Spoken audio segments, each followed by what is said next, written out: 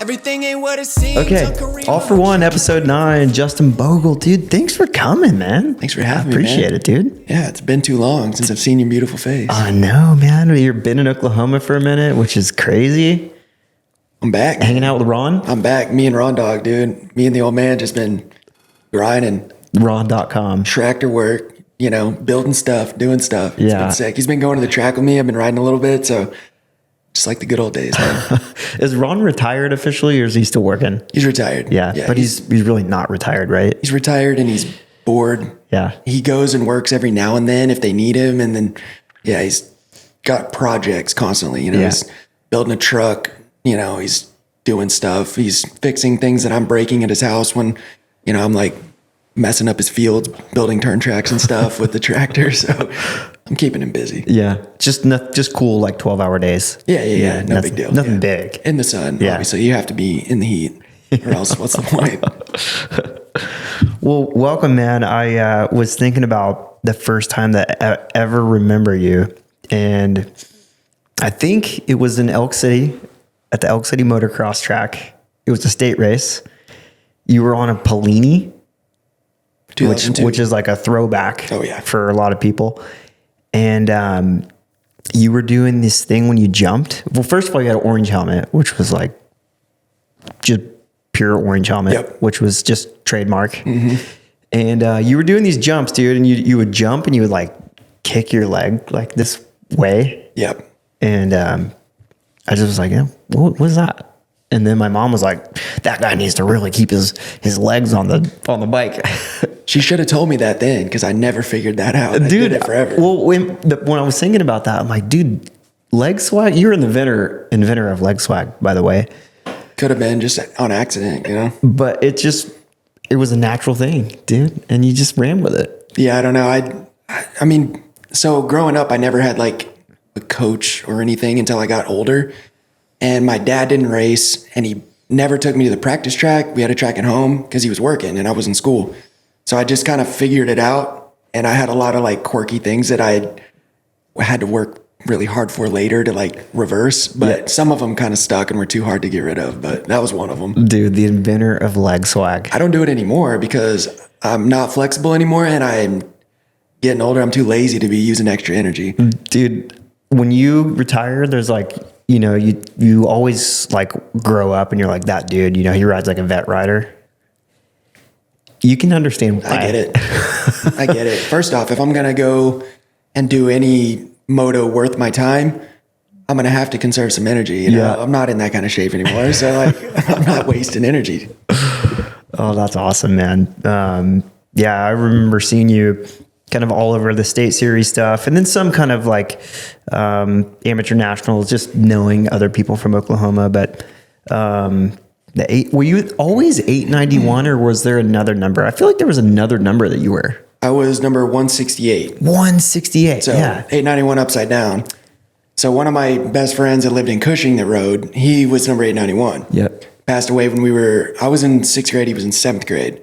So then I took 891, and it's been my number since. Okay, I knew there was something to that. Yep. Yeah, that's crazy. First time I saw you that I can remember is you were on a Cobra at the Sugar Bowl and you crashed and you were so pissed. Yeah, I was probably just, it's like burned in my brain. I never forgot it. It's the first time I remember you and I was like, that guy's sick. I remember, he wants to win. I remember a race at the Sugar Bowl, and my bike was like sputtering really bad. It like wouldn't go.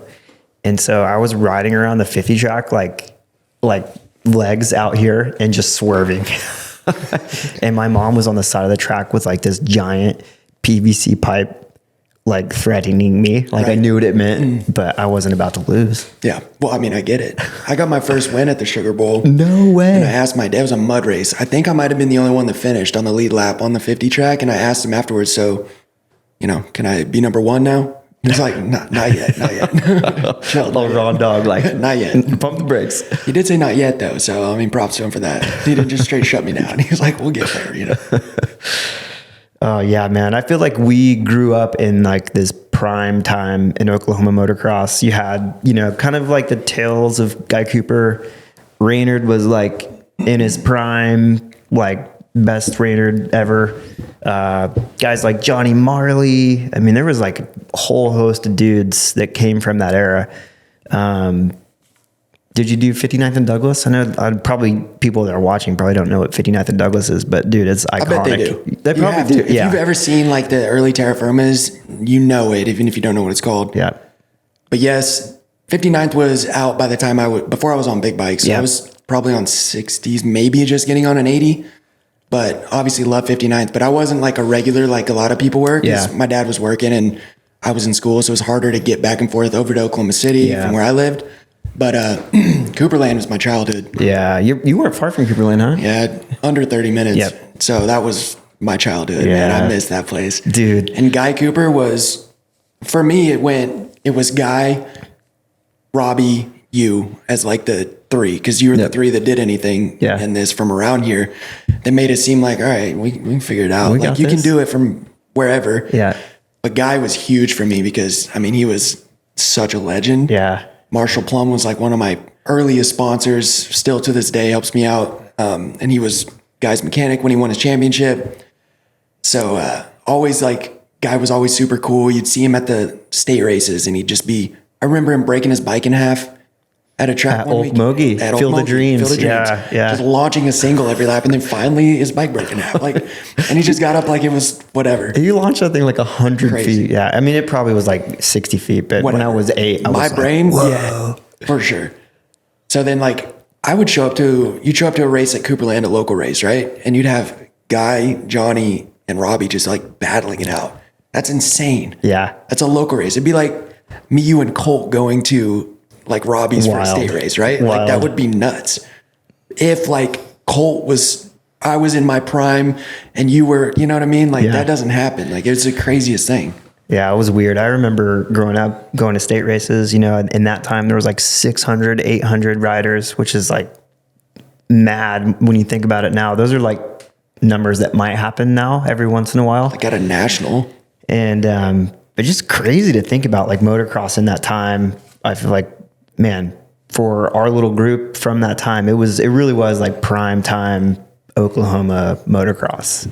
It was awesome. It was like that everywhere though. The whole thing was just crazy. Yeah. But then like here, you got to think like, you know, Guy, Robbie, you, Johnny, all the other dudes that were here, the whole Oklahoma City crowd, those guys were all sick. And then you had, you know, me and Colt, basically the same age, growing up together, racing.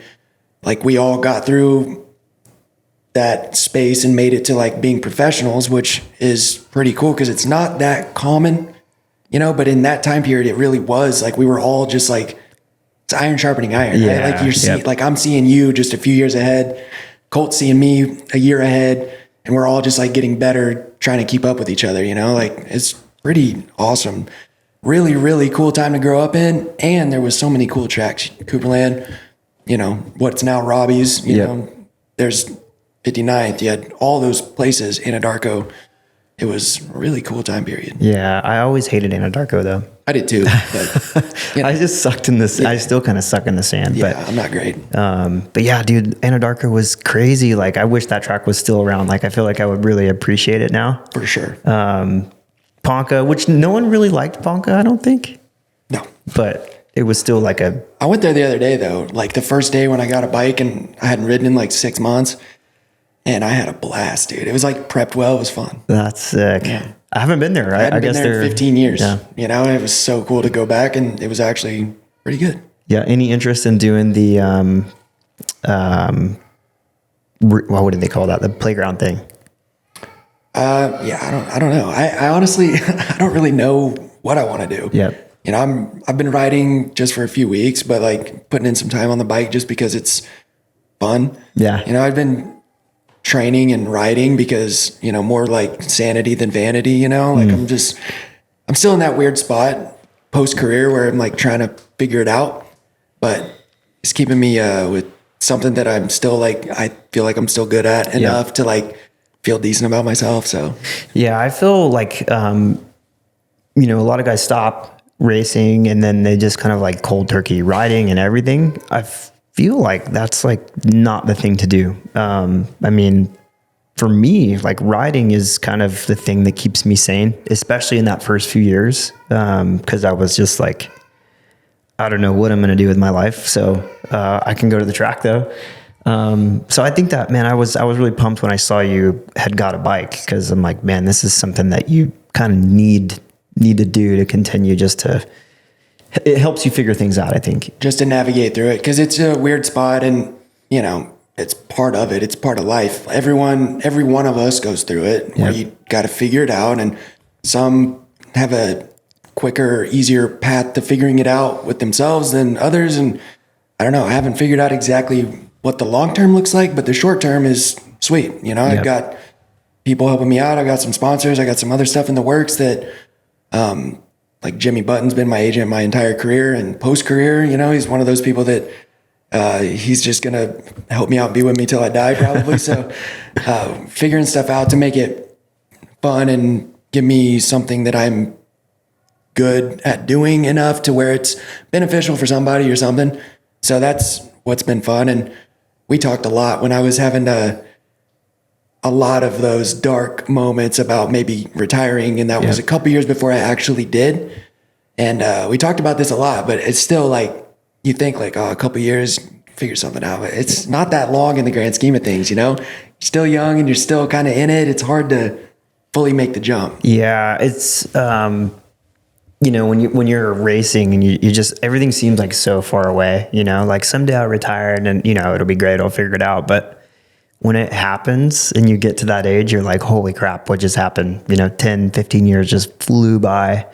But yeah, I'm glad you're riding, man. I feel like that's, for me anyway, it was like the thing that kind of like recharged me a little bit and gave me the energy to kind of like pursue other things, which it's fun too. I think you discover a whole nother love for riding that you kind of lose in the process. So definitely. Plus, like when a couple years after you retired, you were still like throwing down heaters at the Supercross track. You know what I mean? I'm not really out there throwing down heaters on the Supercross track, but same idea. Yeah. I think still make you feel good about yourself though. Cause like you go out there and you're still like, all right, I can still be top donkey on a day. You know what I mean? Still make you feel good. Oh, I love it, dude. Nothing quite compares in anything I've really done like physically to the feeling of finding that like flow and connection.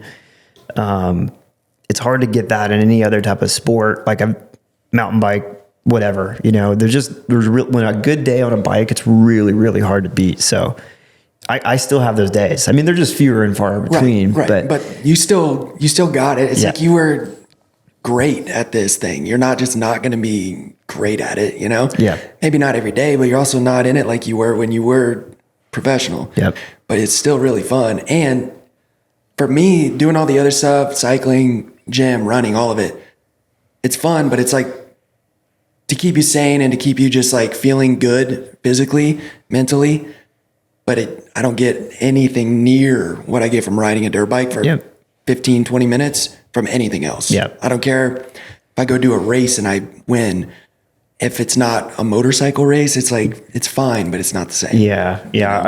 I think I've told this story on this podcast before, but when I retired, I'd hit my head and there was like, hey, do not hit your head for 8 months or something, It was like, don't do anything that might put you in risk. And I'd always heard the term adrenaline junkies, and I thought that's super dumb. Like, I don't like roller coasters, like all these things. I don't like rock climbing. I'm not going to jump out of an airplane. I'm not an adrenaline junkie. I was riding my mountain bike and I did this like front end push tuck thing. One of those ones where you're like, how am I still like upright? And I just started laughing out loud and I was like, whoa, like there's some addiction here. Yeah, I have a problem. Yeah, 100%. Which, I don't think you like want to chase that, but there's still something to be said for, man, you spend your whole life like building this relationship with motorcycles. And so to just like shut that off, I think is probably a bit of a mistake. Yes. So I agree. I mean, it's keeping me going, life is life and it's going to do life things, but having the one thing that I have loved since I can remember to go back to and do to clear the head and keep you, from going crazy, I would have a hard time without it. I went, like I said, 6 months or so, didn't ride at all, didn't touch a bike. Was kind of trying to work out my deal with the Stark thing and we were both trying to figure out how to end that amicably. And so I just wasn't riding. So I'm a lot happier since I've got a bike back. It's pretty simple math. Yeah. A gas bike. Well, it's real nice to have a clutch and some gears. Brother. we're having fun. We're having fun. Yeah, man. I kind of to switch back gears a little bit to kind of my bad. I got us off on a tangent. No, you're good, dude. I'm still trying to navigate how to do podcasts. Like I've always been the guy that's interviewed, so it's hard to kind of like keep the flow and do all that. It is though, because everyone thinks, I can do a podcast. Well, it's actually really difficult to do anything. So if you want to do it good, it's really hard. And it's tough because I'm the same way. You've probably just talked about yourself 100%, on other podcasts or interviews for 20 years. Yeah. So now, like, how do you figure out, it's just tough. But I think you got a sick setup and you're doing well. So I don't know if that counts for anything, but. Dude, hundreds and hundreds of views. Well, guess what? If there was 100 people that came up to you and were like, dude, I love your show, that'd be insane. It would make my day. Exactly. Yeah. It would not even have enough time in the day for that amount of people to do it. So when you put it like that, it's a lot of people. Yeah. So shout out to all 100 and hundreds. Yeah, hundreds of viewers that we've got here. Yeah, thank you. I'm ready to bare my soul for all 200 of you. I don't care. Sick. No, I listen to like guys like Lance Armstrong, some even the motocross podcast, and there's a little bit too much interjection about like self, for my liking. Some people like that. They want to hear the stories, but I'm really trying to like, how do I, kind of have a conversation about you, and not bring myself into this too much. But it's hard because you have a lot of experience. It's hard. You have experience. You relate to it, especially when you're doing a podcast on something like this. You relate to it on super deep levels. Yeah, it's your life too. So. It's tough, but I mean, it's stuff you learn, figure it out. Yep. Yeah. You were actually, when I was kind of making a list, like, could I really do this? You were one of the first guys on the list. Just for me, like that kind of probably 2008 to probably, till I retired really. And then a little bit past that, there was such a core group of guys here that rode together. We didn't have the same trainers. We didn't have a lot of the same teams, but we were still like training and riding together. And it was, it's not like today where guys are out of makers or whatever. It was really like good. Like, it was the best. Yeah. It was really natural. It was, I hate to use the word organic, but it was, I'm going to use it. It was organic. It was organic. To be fair, like you and Robbie, Guy built my track in my house when I was growing up. So, there's always a connection there with the OGs, like passing off the wisdom and helping out the younger kids, which is cool. Now we can do that, that's cool.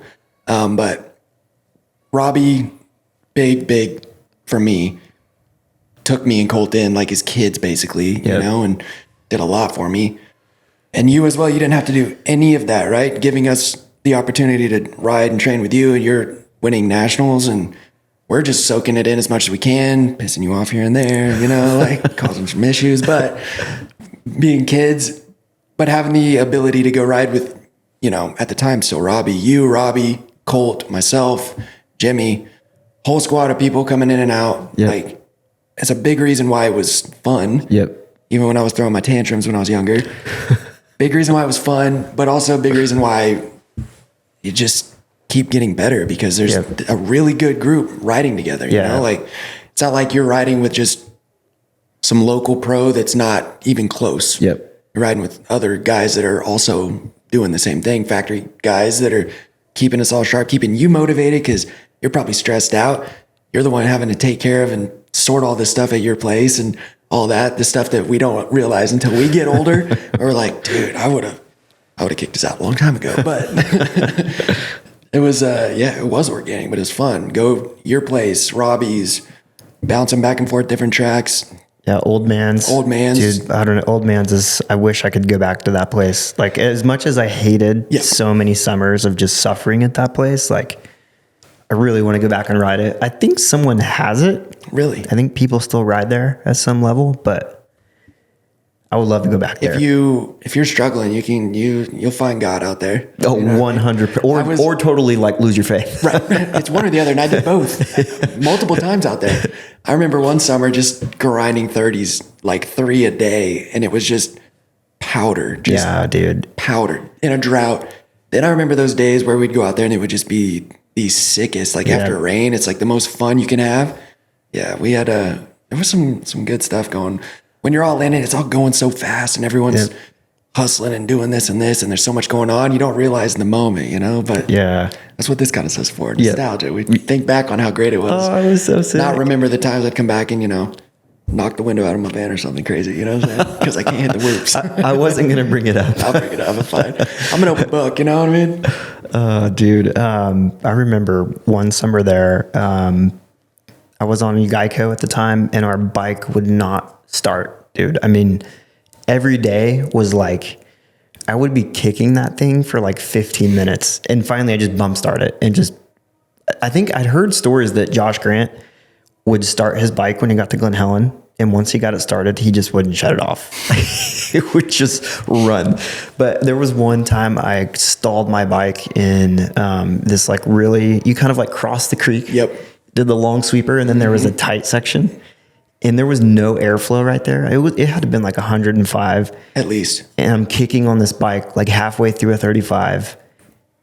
Dude, I almost just left my bike. Yeah, I would have. Yeah. Probably. Yeah. I think that same day when I got back to the truck, Jimmy was naked in the back of his truck. He was so hot that he just took all his clothes off. Mm-hmm. I had the water hose over by the shop and I'd be in my underwear, just laid out, just having the water hose on me, just like, don't talk to me for 30 minutes. I'm not going to be able to, get the courage to load my bike for a while. So yeah, that was crazy. And then it's like iconic for me because like Terra Firma, I posted a clip the other day of RR just bar dragging at that same track. Like, oh man, it's so sick. But so yeah, man, I one thing about you that I can't separate you from is Colt. Right. Dude, I mean, from the very first time, I don't know when you guys met, but it seems like I can't remember a time of seeing you that I didn't see Colt. It's funny. Unfortunately for me. No, I'm kidding. No, literally we met when we were, I don't know, 5 or 6 and at a local race. And then we're a year apart, but our birthdays are 1 day apart and both Native American, the whole nine, right? Kind of similar upbringings. And we pretty much been inseparable since I can remember. I was with him last week. He had surgery, so we were at the lake hanging out. Just, that's what you do, like he's basically he's my brother without sharing blood. You know what I mean? So yeah, it's tough. And me and him probably, caused you and Robbie for sure. Caused you guys. Robbie for sure. Robbie for sure. He went bald quicker because of us. That's a fact. Yeah. Yeah. Oh, Colt, man. I'm glad he's still doing it. Yeah, me too, man. I still got more in the tank there.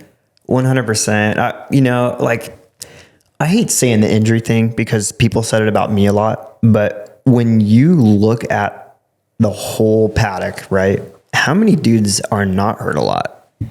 Like there's 3 or 4 dudes that are the greats that made it through. I mean, Dungy's one that immediately comes to mind. He like broke a collarbone and had a small fracture in his neck, like over 10 years. Yeah. Like that's impressive. Which that's something for yourself, Colt, me, Forkner, Robbie. Yep. All of our careers would have been drastically different.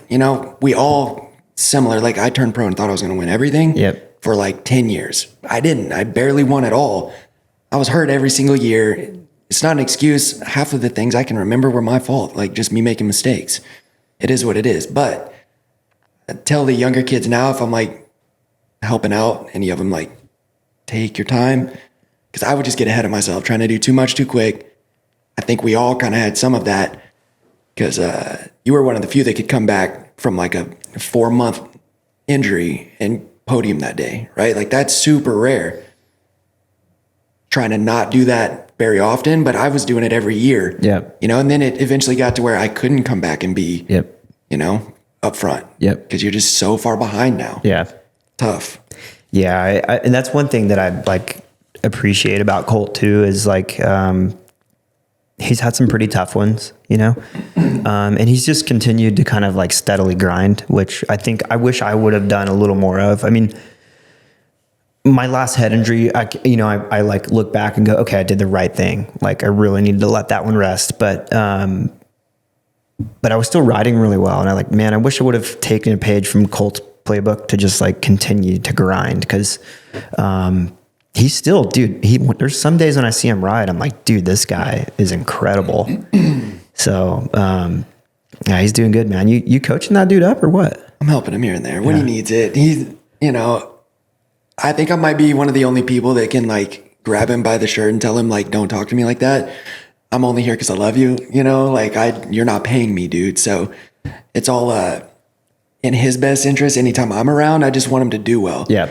I never understood the thing where like, yes, we've done the same thing. We grew up, he was my main competition my whole life till we went pro every week. And I'm like, dude, I want you to have a better career than me. Like I want you to be better than me. I'm not racing. Like I'm not going to get weird about you being better than I was. Like that's what you should be. Yeah. And I want that to happen. So it's been fun. It's been fun having him around and a little bit more. The older we get, the smaller the circles get, the less you're kind of in the mix with all the BS going around, and you just stick to your people, and it's been fun. You got a good crew that's just like a solid handful of guys that you can trust that are helping. So when he starts struggling, he'll break out the wallet and book me a flight and bring me in. But he brought me in for Southwick, and that did not go good.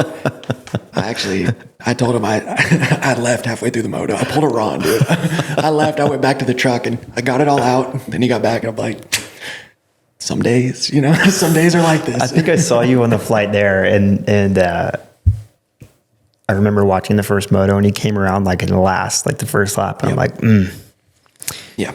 Want to see Ron, a little bit of Ron coming out. Yeah. And JB Second after moto, this. the same thing happened. And I was like, I got to go back. I can't do this.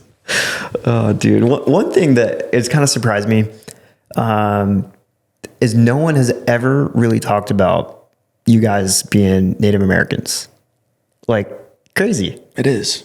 I mean, what's up with that? I don't know. Because, obviously being from Oklahoma, like it's super common. Yeah. But at any level of any professional sport, it's not really. It's kind of a rare thing. So, I don't know. You would think. And we tried. There was times that different teams or whoever had me going to meetings with, different tribes or casinos and trying to get funding for teams. And for myself, I'm Seminole and Creek, but I was sponsored by the Cherokee tribe one year. Yeah. So like Colt's actually Cherokee, but I was the one sponsored by Cherokee tribe. It was just hilarious. But like that was super cool.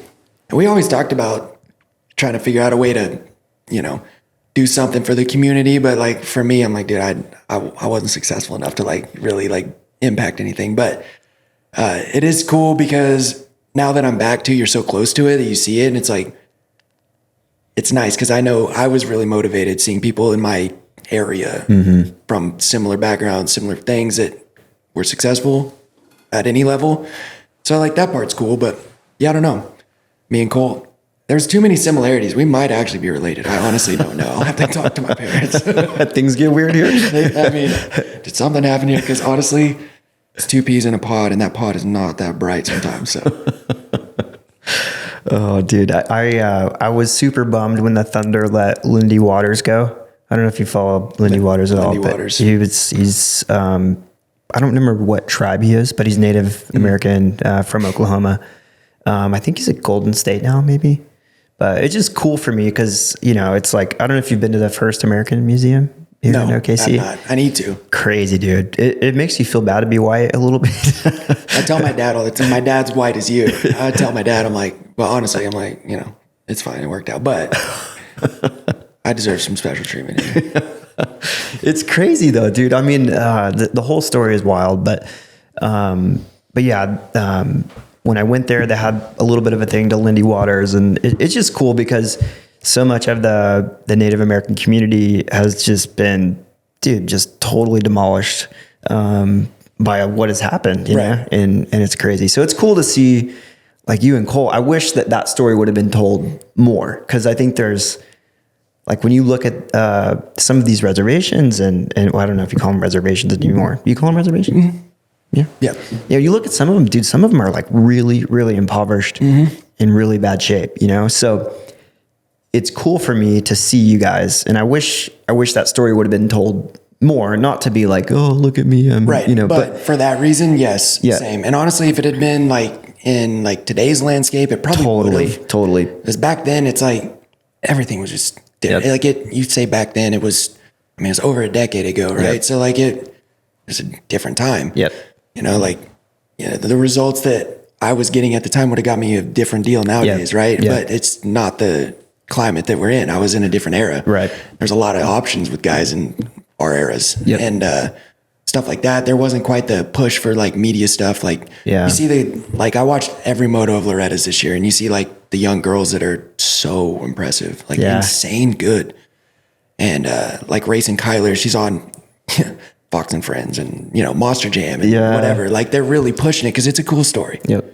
For better or worse, like that is young for that, but they really are trying to make it work. They're trying to build the sport. They're trying to like get more eyes on it and stuff like that, and getting on SportsCenter and all that. Like it is big for it. It went through a lull there after, the MC Ricky James era. And then it was like, your era was tough. Like everyone was just so dang serious and gnarly. It was like, there wasn't any time for anything extra. Right. Like, and that didn't really happen until like recently, through all my era too, it was like kind of the same. Yeah. I really I think we probably have Ricky to thank for that. I'm not going to thank him for that. I love Ricky. Ricky's the man, but come on, dude. Yeah. You can't fault the guy. I mean, dude, what he did was incredible. No, he did what he had to do to go be the best that's ever done it. Yeah. I get it. Yeah. I just, not everyone's supposed to be the greatest of all time. I wasn't meant to be the greatest of all time. And my personality, honestly, it makes sense. A little harder for me to be, not have any fun at all and take it that serious. So I wasn't meant for that. Yeah. And he was. Yeah. And you know what? Whatever. I could have been more like that and been better, and I would have done better. But or you could have been worse. I mean, I don't know. I like the spot that the sport's in now. I feel like that guys are able to, I think the science has got good enough to go, hey, this is kind of dumb. Like to train this hard 24/7, it really doesn't make sense. So I think guys are able to settle with that a little bit, not riding every day, backing off the training. So I think that's helped, but also I think social media, all that has kind of opened up the doors for guys to kind of show their personalities a little bit and then kind of get out of that kind of routine. I remember growing up, dude, I was watching Krusty Demons of Dirt and Terra Firma and all these crazy videos, and I was loving it, and then through my era, it was the videos you saw were dudes on road bikes and sweating in gyms. It's laser focused constantly, never anything inspiring or cool. Yeah. I was inspired by Jeremy and James. I wasn't really inspired by I road bike. I don't like road biking. It's just a means to an end. The training side of thing was always just a means to an end for me. Yeah. So that was never inspiring for me. I was inspired by seeing James do crazy stuff, or dude, you're scrubs, stuff like that makes it where you're dude, that was so sick. It makes you want to ride. That's what people want to see.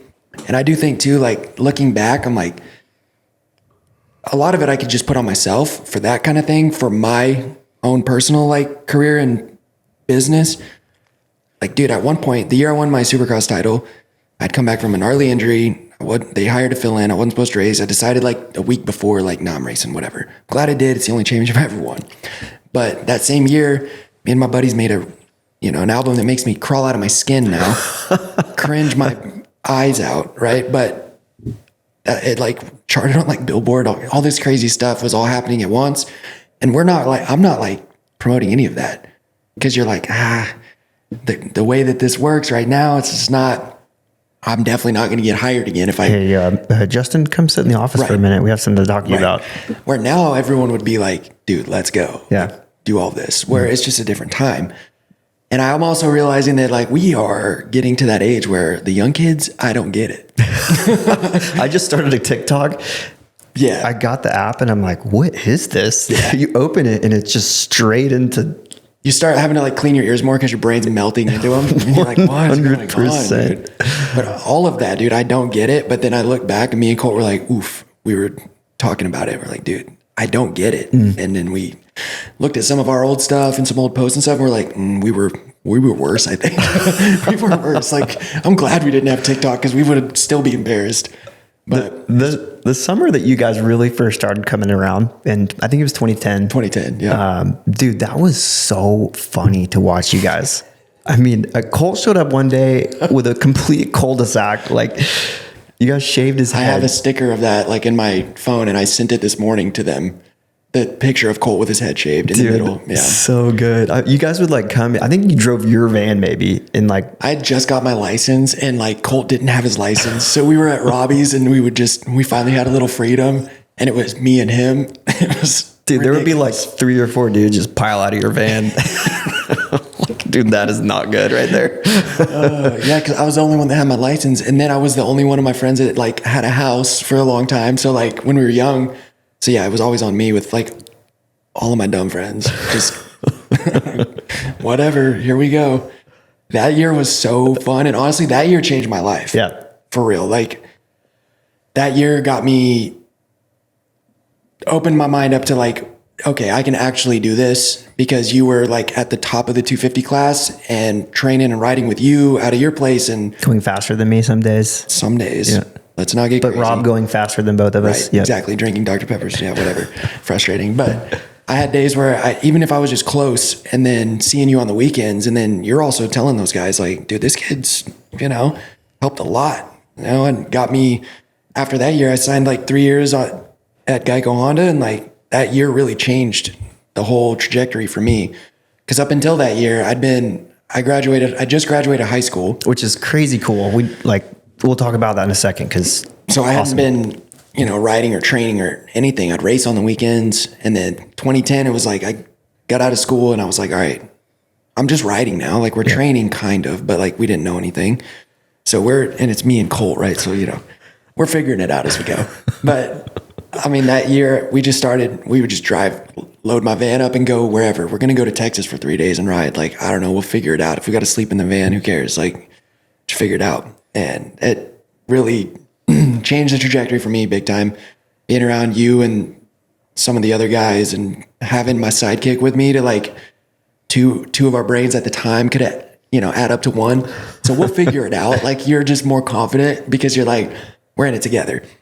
And just some of the most fun. 2010 and 2011, I look back and I'm like, I didn't know how good I had it. Those are probably the most fun years of all time. No responsibility, it was so fun to watch. Like, dude. And for some reason, you guys were like ultra scared of me. Like, I don't know. You'd come to my house and you'd like park like over here, and then you like wouldn't come into the shop. And then I don't know. I was like, finally one day, I'm like, what are you guys doing? Like, come. To be fair, you were like super locked in. I talked to Benny about this the other day. He's like, dude, these guys don't know. We were talking about my friend Armando. They're like, they don't know the Trey that I know. And what are you talking about? I'm like, dude, I was a little locked in for sure. In your defense, though, I look back and just imagining the amount of stress. Yeah. Like it had to you had so much responsibility, so much to take care of, even just having the tracks in the place. And then with everything else, like, dude, it's just stress and responsibility makes you uptight and makes you serious. And then it adds pressure because you gotta go perform. Kind of got to perform. Yeah. And that's where like, it was probably good for you because seeing us with like none of that, we had no stress, no pressure, no responsibility, no money, no house, nothing to deal with, and didn't care either. We were just trying to go ride. So it was probably good. A little reminder of like, all right, probably made it worse though. The days I would get close, you're probably like, dude, I remember, it must've been maybe right before Paula, the last national, and we were always like pretty close, but you were never really faster. And then that day, dude, you were going considerably faster. I mean, I was like eye gauging you, and I'm like, what's going on? Like, I was like, is it all falling apart? Is the pressure getting to me? But really, you're just ripping. It happens though. Like I riding the other day and there's some B class kid ripping and I'm like, it was probably even better for you because I didn't even know who it is because I haven't been in the scene much. And I'm like, all right, I'm at that point now where that's going to start happening a bit more. But I mean, Colt was that to me too. I'm a year older and at a young age that matters. Doesn't matter once you get on big bikes, but 50s and 60s, a year is big. So I beat him all the time. And then some days he would just destroy me. And I'm like, it would make me so mad. Yeah. I went into Paula. I think I left early because I didn't really want to ride with you. I wasn't going to do press day. And I'm like, hey, you guys got a bike? I think I could do press day. Which is honestly, I must have just been having like an unreal couple days because I remember going into like my rookie year Supercross. I mean, you remember that. I could not get through the whoops 2 laps in a row without crashing. And I was losing my mind and I was getting lapped at the test track by all my teammates. And that one hurts. Yeah. I won my heat and got third at like my second race. It was like, all right, there's no point in stressing out over this. Like, it's fine, dude. Dude, what happened in 2010? Because I remember, I followed you through your amateur career, through Marshall, just kind of up and around. But you were kind of like me, I'd say, for a little bit. Like we were on that kind of like cusp of like 3, 4, 5. Eerily similar to every once in a while we'd win. It would be kind of a big deal. And but your 2010 was like you went off at these amateur races. Was it like, well, I guess I wanted to get there for sure because 2010 was crazy, but you're finishing high school, which in that time, I don't know, I assume even more so at this time, you finished regular public school. Like, how was that? And then going to these amateur races. Yeah. So growing up, I never really understood why I would win everything that I did. Similar to you, like I'd sweep my regionals every year, never really lose much. I'd get to amateur nationals and get 5th or something. I won very rarely. Mm-hmm.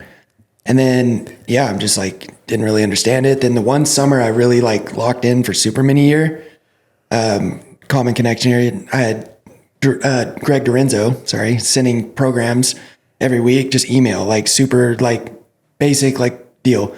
Followed it to the letter, took it super serious for like 2 months, and went to Loretta's that year. And I would have won super mini. I crashed and broke my leg like in second to last lap, but second moto.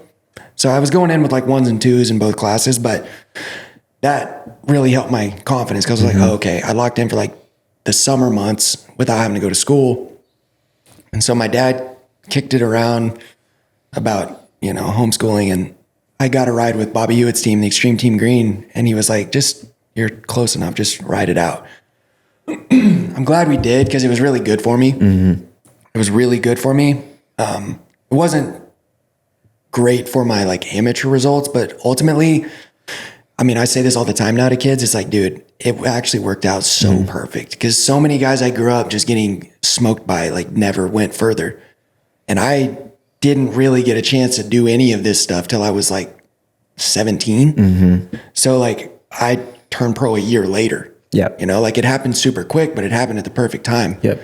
So as soon as I got out of high school, I just started riding. Me and Colt, like he had like a year left. So he almost made it. He had like a year left, but he got homeschooled the last like year. So we're both just like, we're going to go to Robbie's and, eat ramen noodles and just ride as much as we can and figure it out.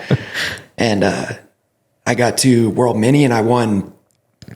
I'm like, dude, my dad's like, all right, this is cool. He's actually going to talk to me on the way home now because he's not pissed. He just spent all of his money for me to go like blow it in all the classes, right? So like I won like 4 titles there, and then after that I didn't really lose again in amateurs. Like if I lost, my bike broke or I crashed, so it was crazy. You spend your whole life trying to get there, 10 years, and then as soon as I won, by the second class that I won at World Mini that year, I was like, I'm not probably going to lose again until I go pro. I didn't think I was going to lose when I went pro either, but get you into some trouble at some point. But it changed everything because me and my best friend Robbie, who was like a father figure at the time, and just riding with you and just having the ability to do it on a daily basis was like massive. Yep. And I'm like, this is what everyone's been doing this whole time. Yep. I get it. So I knew I was like, naturally I had some ability. Yep. You know, just like talent is a tough thing to discuss because like you can really work and get good at things and you don't just get given anything. But I do think that you get some God-given gifts. Totally. And I think I had that with like my writing. You know, all of us that get to that point, I think do. But once I got out of school, it was like, nah, dude, I'm doing this. Cause my parents, you know, it's not like I came from a bunch of money and a bunch of opportunity. My parents didn't own like a big business or nothing crazy that I could just go into. And they're like, all right, well, figure it out or go to college and figure out how you're going to do that. Because, you know, we ain't paying for it. How am I going to buy 4 250s and 4 450s in a year? You know what I mean? Like it's just, and then go race. Like it's just not feasible. So kind of scared me into submission and I like locked in then and, you know, I had the most fun of my life for a couple of years, really. Yeah. That was crazy, man. It was cool to watch. Like it was just really cool to watch because there was kind of this, I would say kind of similar progression to what I had. I'm telling you, it was exactly the same. Yeah, we had similar results. I was almost there, almost do it. It's clearly good enough to do it, but just not all the way there. And then be year at Loretta's. Yeah, it's like rocket ship. Be year at Loretta's. Yeah. Same team signed with. Like it was pretty cool. I mean, I was really just jogging behind your footsteps, dude. I remember I was talking to Ziggy and those guys about you. I was telling them like, dude, I rode with Bogle this week. Like, dude, he was freaking ripping. And you were talking to me about Geico because I think you might have had some small opportunity to go to PC, or maybe they're going to give you like some kind of amateur deal. Yeah, I was trying to work out a deal there, which to be honest, at the time I could have went to any of the teams. Yep. Like I had offers from all of them, but I'd known Ziggy since I was like 9. Yep. Just like, you know, always looked up to like that team, Kevin, Larocco, you going there, the whole thing. So I remember this when we were going over this. You're like, what do you think? You know, and I'm like, dude, our bike was so incredibly bad. It was the first year for fuel injection. And to be fair, this is the year that you won your championship also. So I've talked to Ziggy about it several times. He's like, dude, what you did that summer, really incredible. We had a terrible bike. Mind blowing. And it blew my mind. And honestly, when I rode your bike that day, I was like, that's why I've been faster than him. But you were talking to me about it. And in my head, I'm going like, dude, I think they're going to figure it out. Like 2010 was a rough year.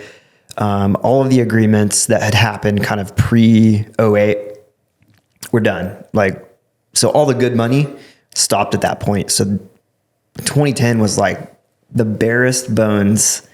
I mean, I remember before Anaheim won in 2010, like we were on stock bikes, like up to like 2 weeks before.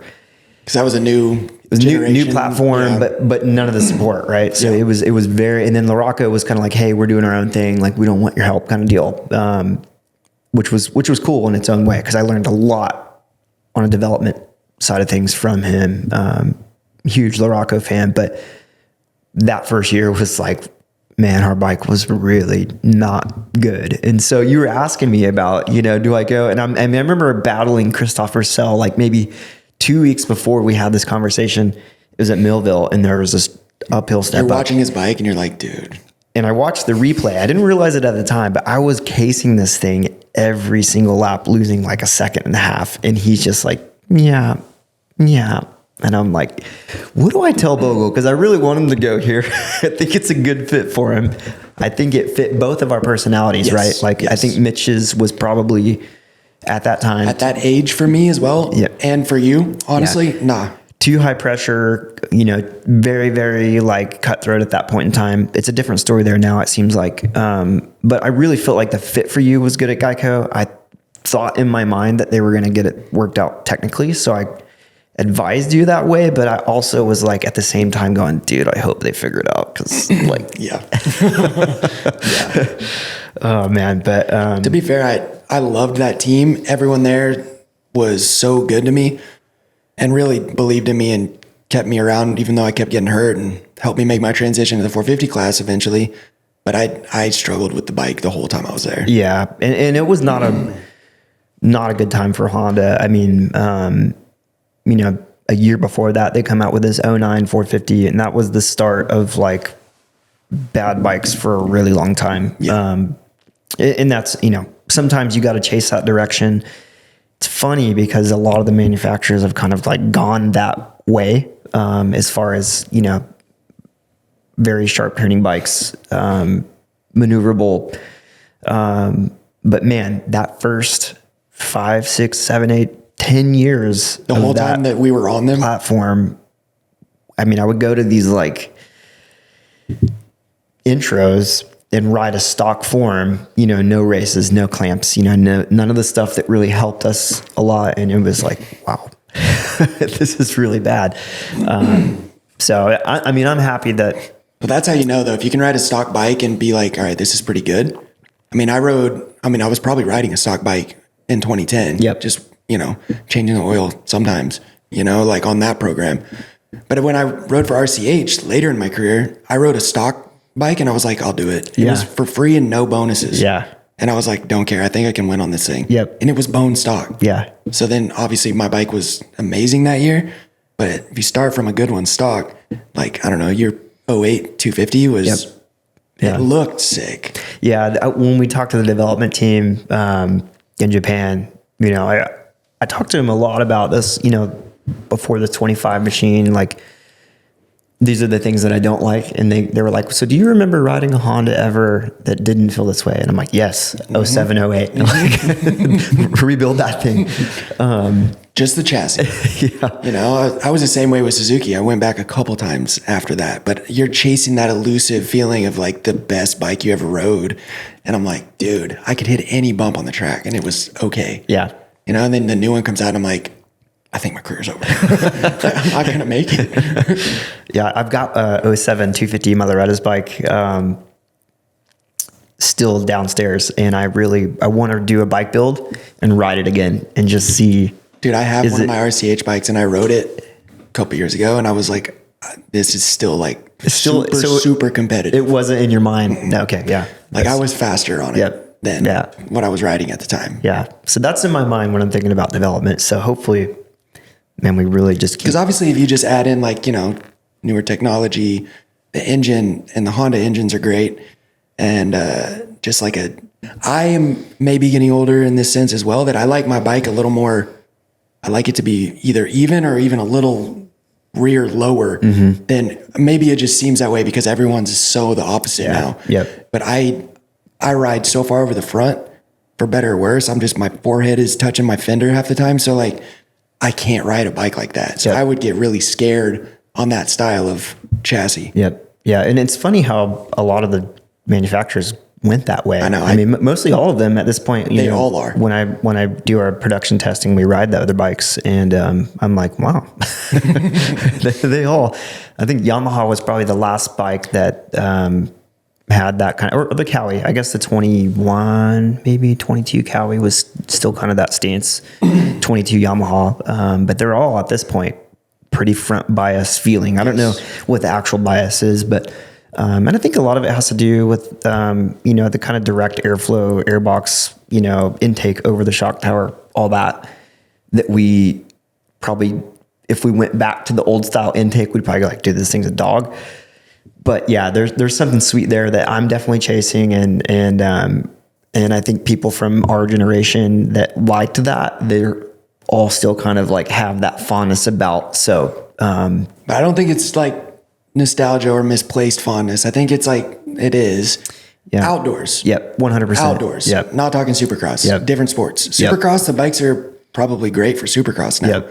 Yep. Outdoors though, my philosophy on it now that I'm, you know, older towards the end of my career is like, get me going straight to where I'm not scared going straight and fast. I don't need it to turn. Yeah. Dude, the ruts are this big. Who cares? Like you don't have to turn it. You're locked into a rut. So like, that's kind of what that old Suzuki did for me. Yep. You know, and I struggle with that on the Hondas 250s because I was setting it up, you know, in California on those tracks, needing front end traction. So then I'd get to the Bud's Creek and coming down a hill and you're like, your front wheels back over there. Yeah. Seeing your back fender a couple times on the hill and you're like, whew, okay, now I have to do this again for the next half hour. All right. But so a lot of that was on me, like testing wise too, like I probably could have figured that out better. But at that age, being so young, I didn't know anything. Yep. And I was hurt every year coming into Supercross. So I never even made my own Supercross setting. I'd ride like a week or two before on 250s and Rock would just give me whatever setting they'd come up with. And I'd just have to ride it because I didn't have time. Yep. So I never learned until I got on my second year 450s. And Sergio and Ryo were the two guys at the team, chassis guy, suspension. It's two of my favorite guys to work with because they made it so simple for me. Yeah. I was like, treat me like I'm in kindergarten. Like I don't even know what compression and rebound are. Yep. Make me notes. Like they really like took me under their wings and helped me. And it helped so much for like moving forward in my career. Cause then I just knew what things were and what they did. Yeah. I think that's something super important that I think guys think they need to know a lot. One of the things I love about Jet, and I think he's got the ability to rely on Hunter a lot and to rely on Dazzy a lot, but he keeps things so simple. Like when we test, he's like, it's very like, hey, it did this off that bump and it did that off that bump and it doesn't turn. And can you guys fix it? It's like very, very simple. And I think as a rider, that's a really good note because you gotta have people you trust, right? Yeah. And that's half the battle sometimes. You can be too simple with it, like what I was pre that year. Yep. It's if bad. You don't know. Like Jet has the luxury of having his brother being, the second best guy in the world, his father being extremely intelligent with what he does, and also being probably the best motocross rider that's ever ridden a motocross bike. So he is definitely a different story. Yep. He doesn't need to probably know anything. Yeah. He could just probably ride Euro 7 and win. Yep. It's not going to matter for him much. Yeah. Someone like me, I wasn't that. Yep. It could have been as good as I thought in my head at the time. It still wasn't that. Yep. So I needed more help than that. Yeah. Yeah, that's good. I think, I worked with Ryo. I really liked Ryo. Like, he's the man. Obviously he's still doing a good job. When I watched Chase Sexton's KTM this year, I don't really see a whole lot that it does wrong. I think it looks good. I was really surprised to hear that he's moving, like just because I thought he's winning. He's riding really good. And there's nothing that I really saw the bike do that I was like, ugh. Sometimes, and pretty much everyone, there's quirks and you just go like, ugh. That kind of, even our own bike, I watch it and I go like, we got to try to fix that, The ever elusive, thing that you're never going to quite catch, but you're chasing. But with Chase, he, it has nothing to do with me. I like Chase. I would have preferred him to probably stay where he's at. Yeah. Cause like, he's the only guy that I think can just straight up have like a hand-to-hand battle with Jet, like on his day. Yep. Because Jet, honestly, I don't know, man. It's crazy. I've seen a lot, right? Yeah. I don't see much change in the status quo for a while. Yeah. Until he just decides to. Mm-hmm. Crazy. But out of anybody, Chase is the only one. Yeah. In my eyes, that can like straight up like have that speed, fitness, the whole nine. So yeah, we'll see how it goes, but changing teams is tough. And rather I did it every other year because I wasn't winning. So I'm not locked into multi-year deals. So hard to change teams, even by same brand, changing teams. Yeah. Dude, it's a different philosophy, different idea. Yeah. It's like, dude, you don't really have years every few years to just kind of toss away. Yep. It's tough. That 10 years goes quick. Yep. And especially if you're changing 3-4 different teams, 3 or 4 different years that you're just struggling for the first 6 months. Yep. Yeah. Joe Shimoda is a great example of that. Last year, I feel like we really let him down. There's a language barrier there, but there's also a language barrier in communication. He'd been at PC essentially his whole career. He had that year at FC, but there's a certain language that you speak with people that, you just don't have in that first year, unless it's just like the perfect fit and it just happens right away. But I feel like we really let him down, you know, because he was trying to tell us things, and I don't think that we were listening for one, but also I don't think that we understood. And I don't think he understood us as well. So it took that a whole year, I'd say year and a half, because I don't really think we nailed it for Supercross for him either. But I feel like this summer he's finally, like, I feel like we're finally in a place with him where he's really starting to fire. So I mean, it looks like it. But it's hard. I guess I use that example to say is like, yeah, it can happen, but a lot of times it's a lot harder than you think. Especially, I mean, like if Chase was struggling, whatever, you know, he's not, I mean, riding wise, and Joe, like staying where he's at would be like, dude, I mean, hard to bet against him for next year, like at all after the last month and a half. Yep. You know, something to be said about just Jet and Hunter, dude. They've had the same little tight-knit crew and team and circle for their whole career. Yep. That's important. Yep. Yeah, for sure. Yeah, it'll be interesting to see how Cowie responds. You know, I think the whole thing with Jorge has been, you know, really interesting. And I don't know, you know, you never know what's really going on in a team, in a person. But it'll be very interesting to me to see how that whole transition happens. Because there's plenty of capable people there, for sure. You know, and I think they've got the support of Japan, Taka. I mean, they've got a good group that can handle it. But it'll just be really interesting to see how it unfolds. Yes, because I mean, it could go great. You know, like with Prado, like obviously he's great, but there's also a lot of moving parts in this situation. You know, like who knows what actually is causing what he's not happy with. Could be a bunch of different things. Who knows? So with you had Chase in, who's, you know, won all the titles already in the premier class over here.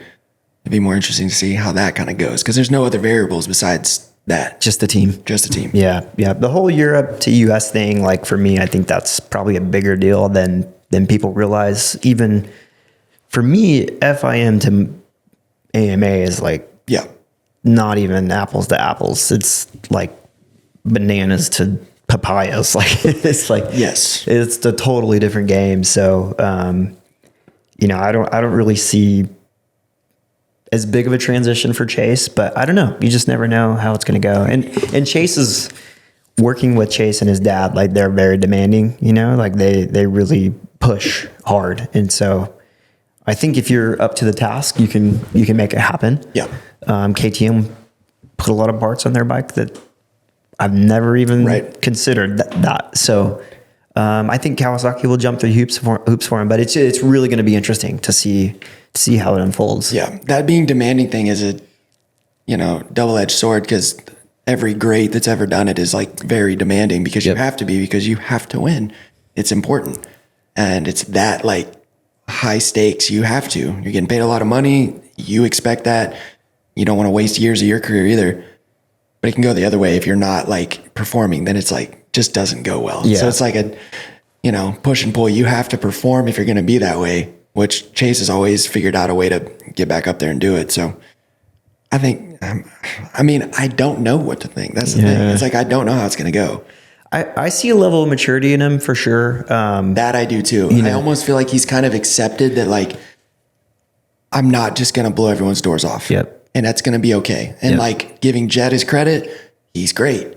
Instead of that thing where you're still pretty young and you're like trying to be better. Murder this guy. Right. Yeah. You can accept it like, dude, this is a formidable opponent and I'm going to have to deal with this for my career. And accept it, like when you beat him, celebrate it. When you don't, keep working.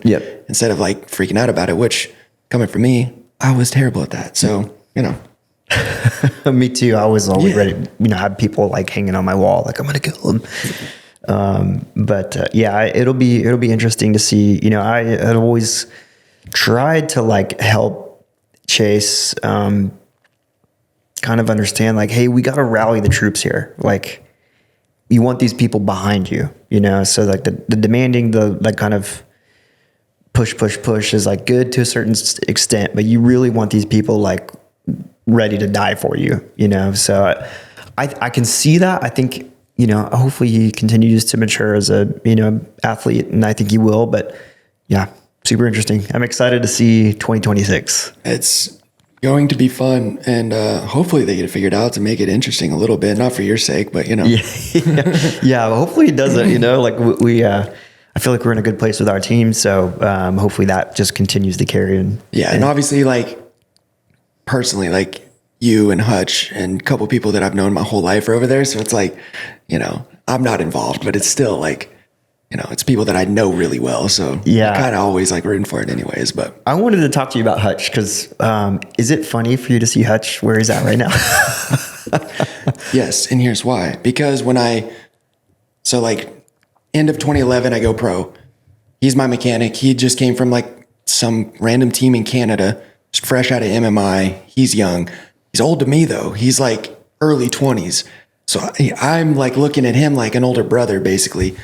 I moved to California. I'm living with him. We're both in a rent house in Corona, and I literally leaned on him like he was like my big brother the whole time. And so we got super close, and he was my mechanic up until 2018. So most of my career, and then now to see him like where he's at now, I'm like, I mess with him every time I see him. I'm like, you think you're too good for me now, don't you? I'm like, and he's like, obviously, get out of here. He's done such a good job. He's the best dude ever, dude. He was seriously like so important to my program the whole time. And he was just one of my best friends. I mean, I was in his wedding. Yep. Still slap his bald head every time I see him. I love the guy. I keep asking him, dude, because I'm receding pretty good. I'm like, dude, when do you know? There's got to be a point that you go, there's no coming back. His was a long time ago. Okay. Like, I'm going gray pretty hardcore already. And my dad is like full gray. And I'm like, all right, it's been that way for a while. It's probably going to go that way. Yeah. But then I'm like, with Hutch, though, I'm like, at least I'm not bald. I just don't want to be the guy that's like still coming over like 3 hairs. Holding on to it a little too long. Yeah. Just, dude, bald heads are like demand respect. You know what I mean? Like, it's like a power thing. Just shave it. Or I just go full hair transplant, like down to my eyebrows. Dude, if I could have just a sturdier hairline, I don't care if it goes gray.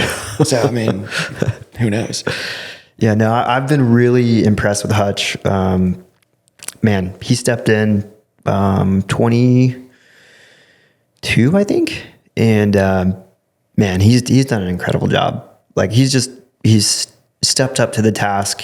He's basically taught himself how to tune EFI, like, and he's become a bit of a wizard at it.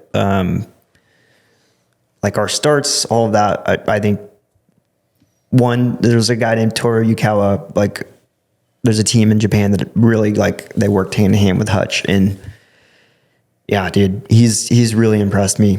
I mean, it's one of those cases of like, if you are good enough, like you will keep progressing. Because he was just the amateur mechanic at FC, making nothing. Yep. Just grinding amateur nationals with me. But if you're that good and you keep learning and you have that personality and you're just honestly talented at whatever that is, like that's what he's good at. I mean, dude, he learned suspension. Yeah. Like that's black magic. Yep. There's no like book you can study to figure out suspension. You got to figure it out on your own. Yep. Figure that out. Tuning EFI, all that stuff. It's crazy. But that just, to me, it's like, I don't know, you see it and you're like, yeah, you deserve to be where you're at. You deserve to be up there spraying champagne, big dog, because, put in the work and you're actually good at it. Yeah. Not everyone's supposed to be great at things. Like if you are, then you get special treatment if you're special. If you're not getting special treatment, be more special. It's cool to see because literally we were 2 young, ignorant kids moving to Southern California for the first time together, and now he's got like a bunch of number 1 plates. He's crushing it, man. He makes things fun. Like, and we've got a really good group right there right now. But he's just one of those guys that makes up that environment, and it's cool because he's, I don't know if humble's the right word, but there's a certain openness to him and to the whole group that allows that kind of ability to progress. Yeah. No one's like hardlining anything, That's something that I noticed just even when Colt rode for you guys, like being around more, it's like, it felt like a lot more of an open, encouraging environment, rather than like a very strict This is what we're doing. Yeah. Get with it. Yeah. Which never works. Yeah. In anything, especially not motorsport, because you don't know what weighs what. Like sometimes you go do a 540 McTwist and figure it out, but you landed in the same spot, but like, I don't know, it works better and you start winning. I don't know. So it's tough. You can't, in my opinion, it's like hard to be that. It's like training, dude. I couldn't train the way you train. We're built different. Yep. You know, it's got to be different. Yeah, for sure. For sure. Yeah. It's a hard one too. Cause you know, like with Colt, like he really wanted to set the bike up, like, you know, rear low, and then he wasn't turning and it was not working a lot of ways. And working with the bike, I know that it needed to be set up a certain way, like rear high, and it's not what I typically like, but it's just what the bike needed. And so I think we figured it out by the end though. He was riding that thing really good. By the end, he was doing well. It's another one of those examples of like, I did the same thing. Yep. I was on the Honda my rookie year, then I bounced different teams for the next 5 years. Same thing where a little bit of continuity there in the program would have served him well. Yep. It's just timing and circumstances, like it is for all of us. Like I went 450, there just wasn't anything open. It's just timing and where you're at. And if he had been further up front, he would have had something, you know? So it's one of those deals where you just deal with it. But yeah, that kind of thing is just a never ending process. Like at Southwick, even like I wanted him to go a certain way, but everyone wanted to go a different way. And then after the first moto, he went to the other way and he was like, all right, but you don't know, you know? And it's like, we only know because we're old. Yeah. And we did it not knowing for 10 years, you know, like you don't know unless you get to be the old guy who used to do it. Yeah. So it's not on me to make the decision now, but like, I'll tell you what I think it should be. Yep. And it's probably going to be right. Cause I don't have the pressure of like, this has to be right. So I'm looking at it with a clear head, like, yeah, that's what it is. It's not me that's got to go out and write it. Yep. You know, so. Yeah, it was cool. It was really helpful to having him. Like I think we needed a fresh set of eyes on our bike, and he gave us that. It really helped us a lot. Like really helped me. So yeah, I wish it could have gone more. You know, just having that knucklehead in the truck was pretty sweet. But yeah, I love that dude. And then Will was in the mix too, right? Which made it even more fun. Yeah. I was questioning Will's sexual orientation a couple times. Most of the time, yes. Yeah. He is married with children, or might be a beard. That's what I'm saying. I don't know. But yeah, I can imagine all of you guys seeing this certain races that I would show up to. Me, Will, and Cole just barreling into the semi, just like it's gonna be a long day. No, it was fun, dude. Like, and I don't know. I felt like that was kind of like when things were starting to shift in the team to where it was like that was allowed. Yes. You know? Which I picked up on quick because we were in that truck. Yep. Not that long ago at the time. Yeah, it was not like that. Different environment, Yeah, 100%. it's not like that. Yeah. So shift gears a little bit. Justin Lucas, man. You kind of touched on it a minute ago, but crazy to me, you're like in this title hunt and then you drop this album and I'm like, what? Bogle dropped an album? And it did really, really good, right? Yeah, somehow. I don't know. It's one of those things where you're like young and just kind of ignorant and a little bit free with things, and you're not just thinking that much.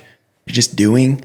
Like me and my friends just made this whole thing in my spare bedroom at my house and then put it out. Didn't really think about it. Didn't really stress about it. Weren't like, what if people think that we're cornballs, or what if they think this is terrible? Who cares? Let's just do it. Like, I don't know. We think it's cool. Yep. And just doing things, right? Not thinking about it. So that whole year was like pretty crazy because things were starting to come around. Won some races, did all that. Really just hanging out with all my best friends all the time. So you're just like in a creative environment that's like, I'm training and riding, but then we're also doing this for fun. So my fun isn't being an idiot. My fun is like writing songs. Yeah, doing something constructive. And trying to like record stuff and like really working hard at something. It was really fun. And I don't really do much anymore, but I mean, it was really, really good for me during my career. Yep. Because we talked about it. Like therapy thing is like tough for me. It's like, I'm not good at like, I can't get myself to like open up, you know, but you listen to some of those songs, you're like, all right, dude, pump the brakes. Like, you're telling me a little too much here. But it's like, I felt like I could get it out that way. Yep. You know, and without having to like go face to face with somebody and just like bare your soul to someone you don't know. Yep. For me, it was tough. So like, that's what I did. And that's what kind of helped all the ups and downs of my career and all the pressures and stresses of like, I don't have a ride, or, Yep. oh no, I have like 3 houses now. And how am I going to deal with all this? Yep. And now I don't have a ride because I'm hurt.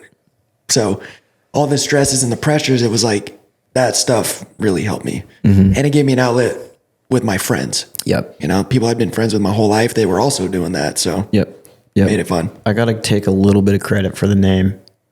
I saw someone wearing the OG crew neck the other day. Yeah? Yes. Dude. I forget who it was. One of the boys, like his wife was wearing it. And yeah, it was, our friend Austin from back where Colt's from, his wife was wearing it. And I was like, yo, because all I think of is a picture of you at Robbie's with that one on. You guys made these shirts. So I called you guys the Rap Pack because you would pile out of your van and you were making music. And I'm like, there's the Rap Pack.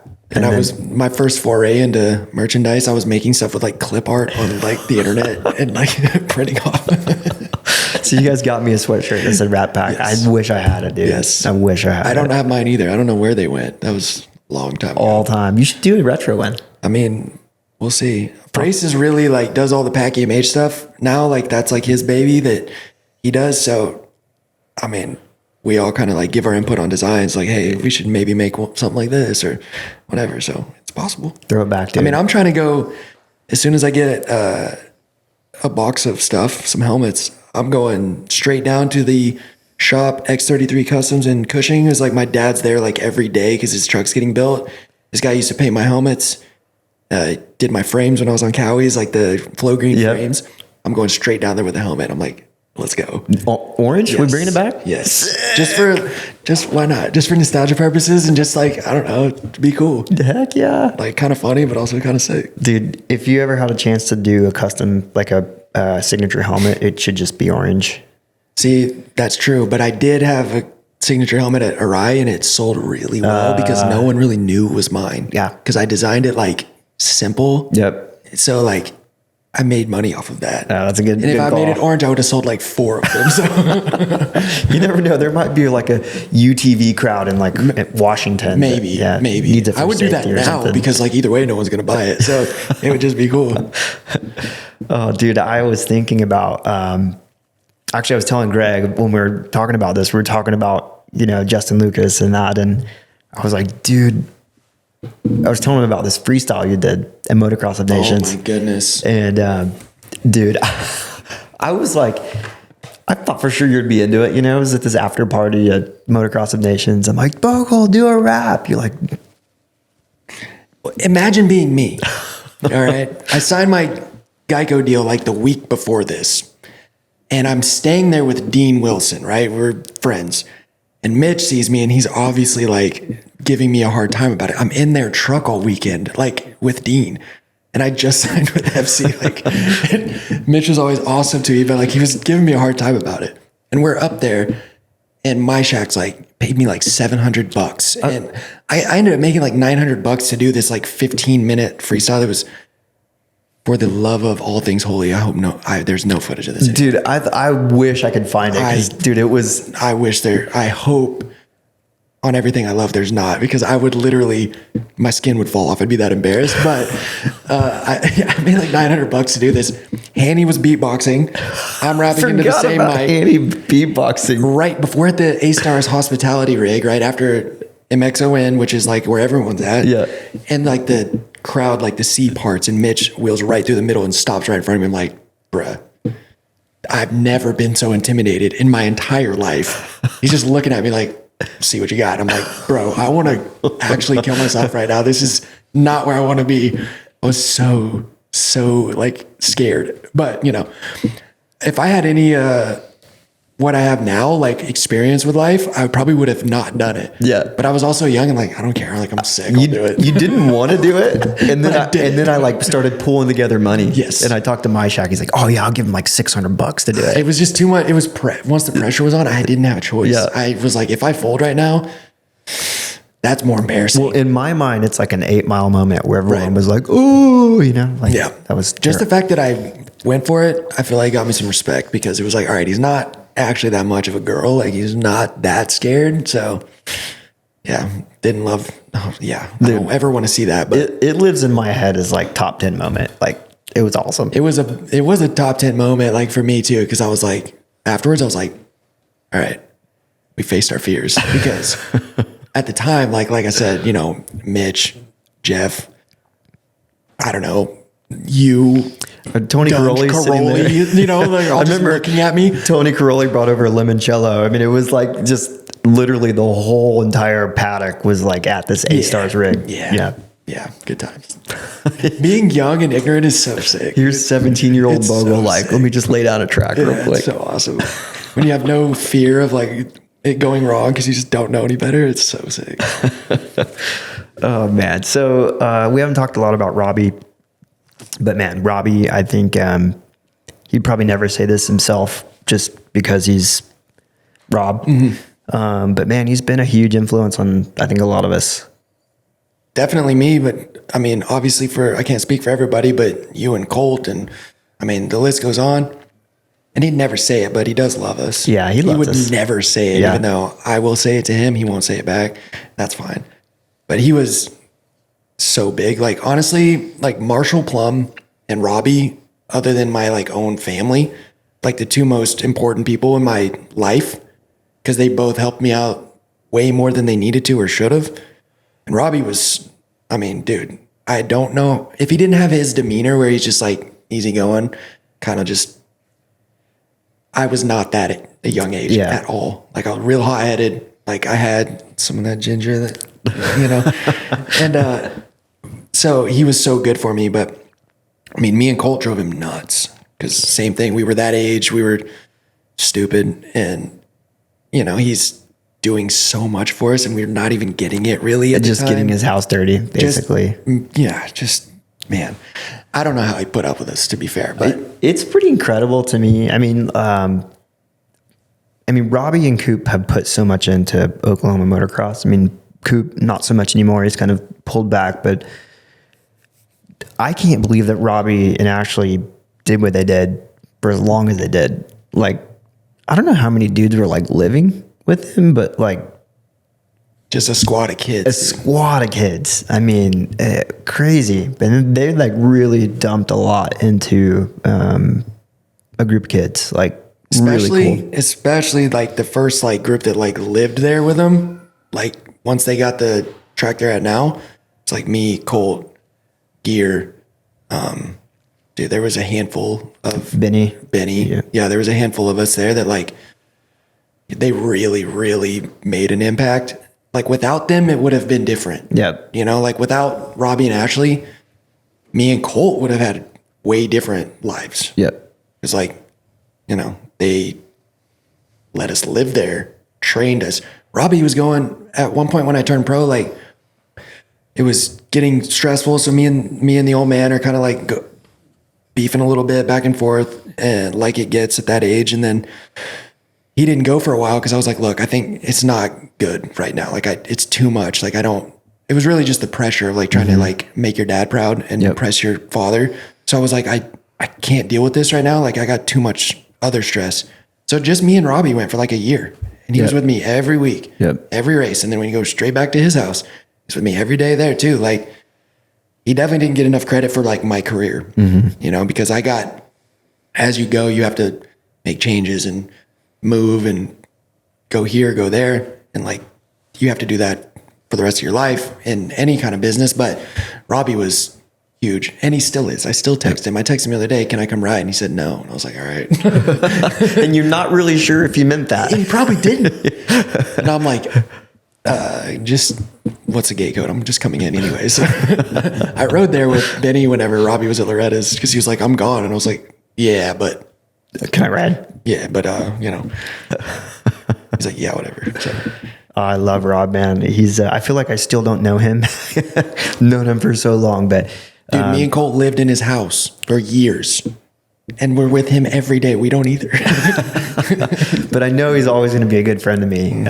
And likewise, because Him and Ashley, they're just good people. And yeah, they're great parents now, like 3 kids. He's going to end up in this for a long time with his kids racing. And yeah, just he's been really good to me, especially like later in post racing. Like I ride there, he lets me ride a Supercross track, which I let a lot of you guys ride my Supercross track, but I'm pretty sure I've like used up all of that at this point. Like need to be paying to ride a Supercross track. At least you have that, because I have the we cool, like, I was at yours now, and then I'm at Rob's, and then I'm old and retired now, so like I'm at Rob's again too. It's like, yeah, But for me, yeah, Robbie doesn't have a choice. Like I'm just like latched on for life, and he's gonna have to deal with it. But luckily for me, Robbie and Ashley are literally some of the best people I've ever met. So if they weren't, they would have told me to stay home. Totally. A long time ago. I think, this is my perception, but they seem like they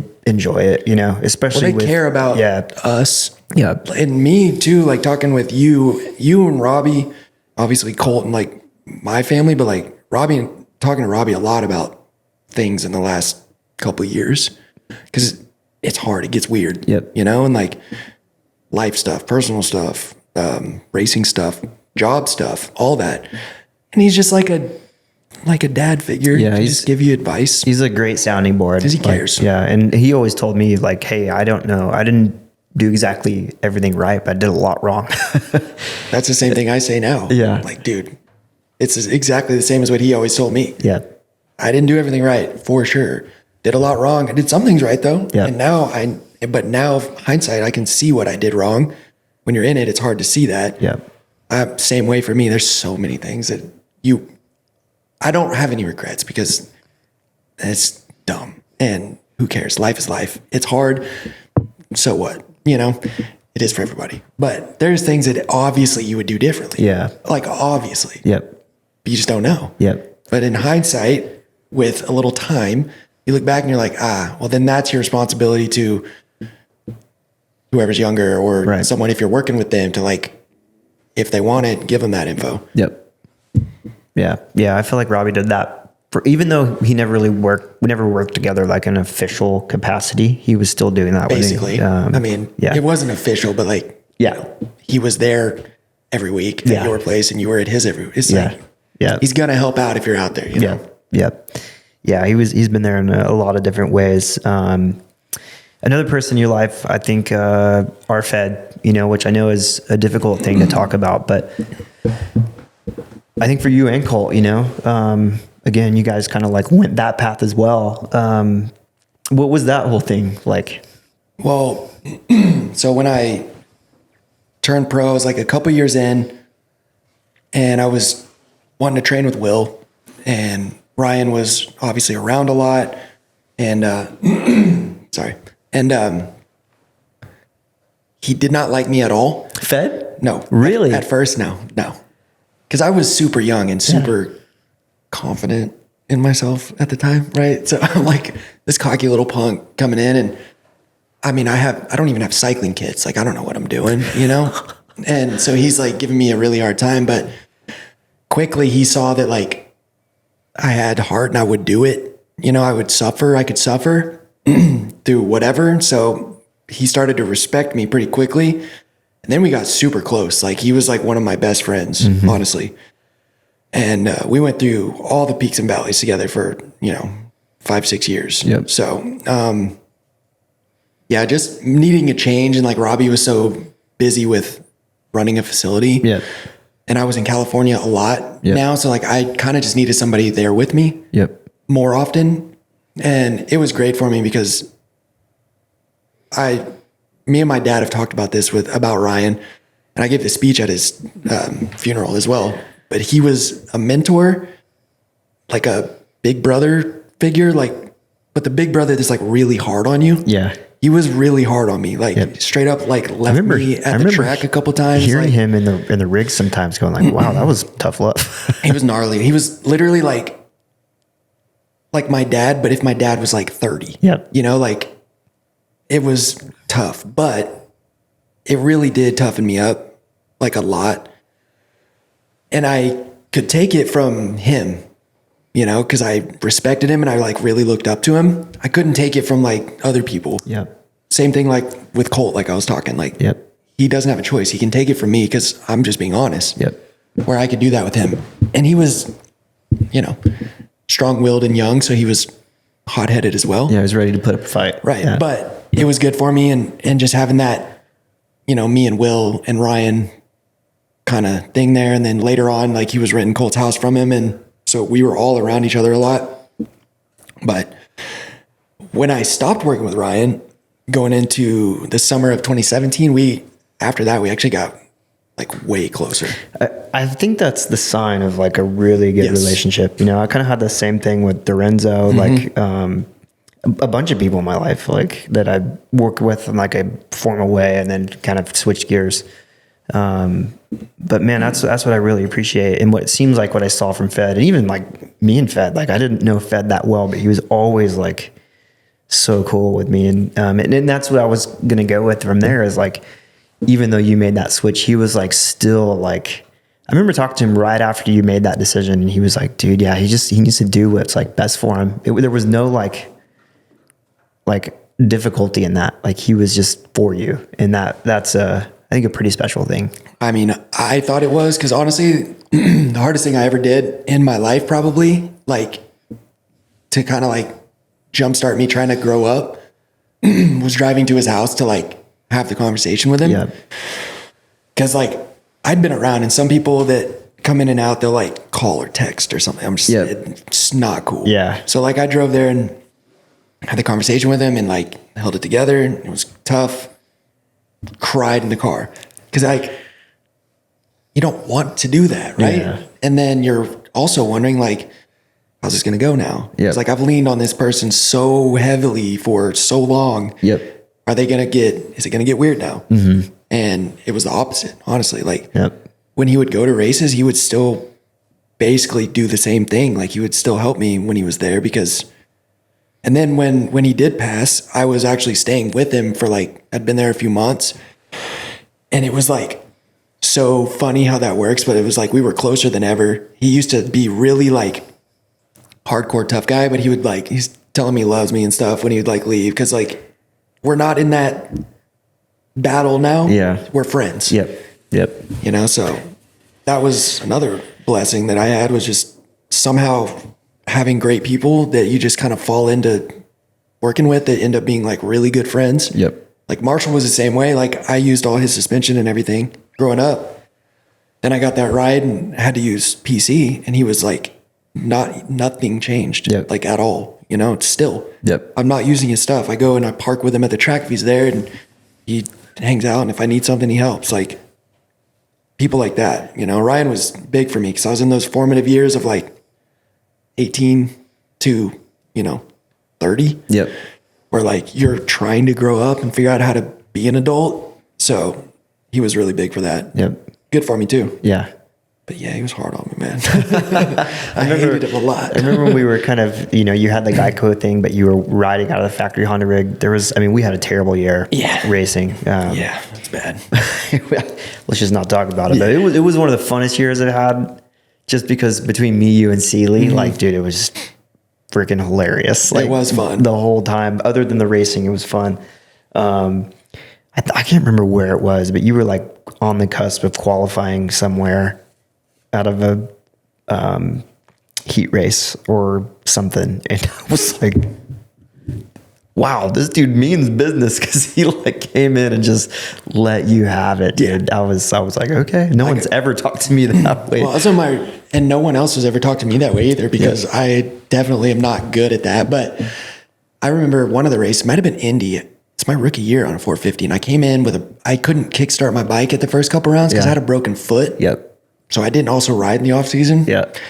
And still had like a gnarly booty for like a month racing. So we get to like Indy and I got like 10th. I got like a bad start and I got 10th.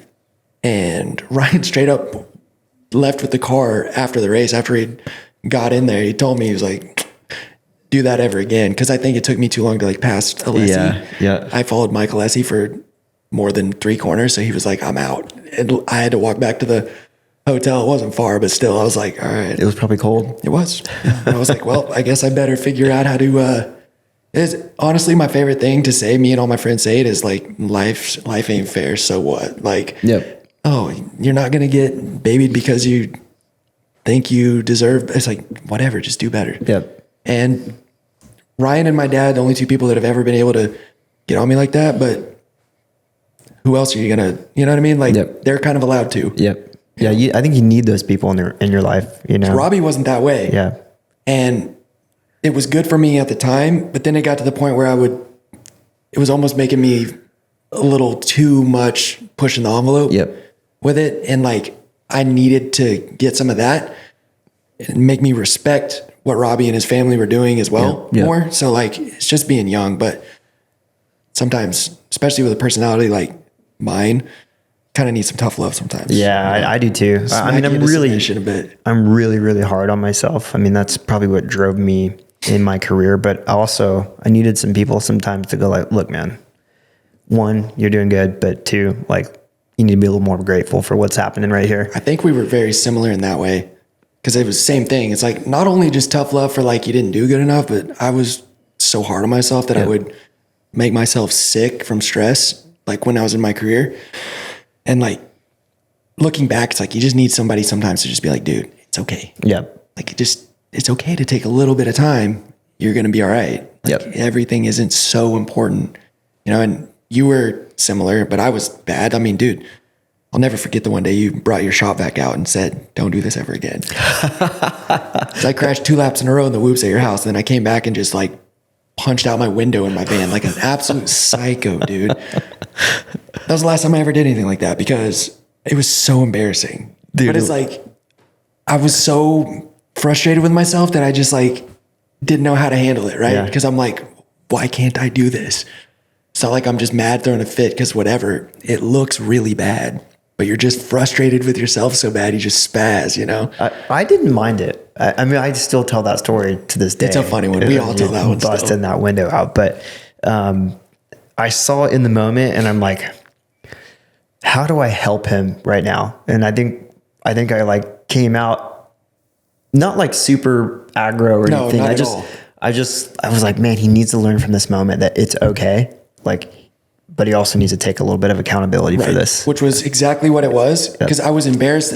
It's one of those things where as soon as you do it, you're embarrassed. You're like, why'd I do that? Like, there's people around, right? And then you came out there and you were super chill about it, all things considered. Because if somebody's at my house acting like that, I'm not going to be stoked, right? No one is. But it did help. The way that you handled it was like, like big brother ways, like, don't do that. But also like, it's okay. This is hard, you know? Which helped. Better than the time that Colt was cussing at Robbie and you.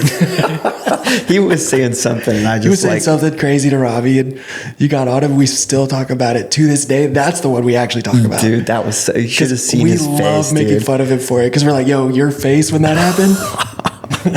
I don't know even remember what he was saying, but he was like being disrespectful to Rob. For sure. And I don't think you realized it. I was sitting there. Right. But also like Rob, with all of us, like Robbie would go back and forth with us like he was also 17. Like the stuff we'd say, it's like crazy to think of now. But he definitely didn't know you were there. Yeah. I said something to him and he just went like, oh, like it was like deer in the headlights moment. Oh man, that did so many good stories from that time. One of the things that I wanted to talk about was this moment. I think it was maybe 2020. You'd had a really good off season 2019. Well, I might be getting some years into confused. 2020. Good off season. Yep. And then things went sideways for you kind of right away. I think you hit your head really bad at maybe Glendale. Mm-hmm. And you had really thought, hey, this is the time to hang it up. And then you ended up coming back to race more after that. I've thought about that a lot because there was times where I really thought about coming back to race. Are you really happy that you came back to racing, or do you feel like that was the moment for you? Because I feel like a lot of guys wrestle with when to be done. And I think it's helpful for them to navigate if they've heard stories. So I feel at ease with my decision. Do I think I could have come back and still been competitive? Sure, Probably. obviously. Yeah. But, I could probably put in a program and come back and race some outdoors and be decent right now, but like, it's not what I want to do. Yep. I'm at peace with my decision that I made in 2022. Yep. I would not have been at peace with it in 2020. Yep. I was scared. Yep. Because I had some pretty bad head injuries for a couple of years. And then 2019, I got through the season. I was pretty healthy. I'd gotten sick. I got Epstein-Barr really bad, but I was okay. I had gotten some decent finishes, and then I had a great offseason in 2019 going into 20. And I went so wacky left field with my setup that I got to round 1 and just got arm pump in 2 laps. Round 2, I'm like fiddling with it, can't get it figured out. Finally go back to my last year's setting. And that's when we go to Glendale. I'm like riding during the week. I'm like, okay. Yes, the first couple rounds were bad, but I'm fine now. Like I'll be at least in the top 10, single digits, you know, top 5. I'm thinking closer. And I go in with the whole shot from like a bad gate pick. So I might have fell in the first Triple Crown main or something. And AC does not hit the brakes. We come together. I'm coming in hot from the outside. He's coming in from the inside. It was one of those things. Neither of us saw each other coming. Yep. I hit the ground so hard, going so fast. My hands behind my back. I was out for a while. But it's just the compounding of having a bunch of those where like the head injury started to get like really scary. Yep. Like I'm seeing stuff like in the hospital walls and crazy stuff because you're like, you can't do that many times. Yep. It scared me enough to where I didn't feel like myself for like 5-6 months, like at all. Like I was super depressed. I was like really bad. I was drinking a lot. It was a nightmare. My friends, a couple of my friends, best friends were living with me at the time. Is the only thing that kept me like from going off the rails completely. But we were making music. I was trying to find something. I was really wrestling with it, like big time wrestling with it.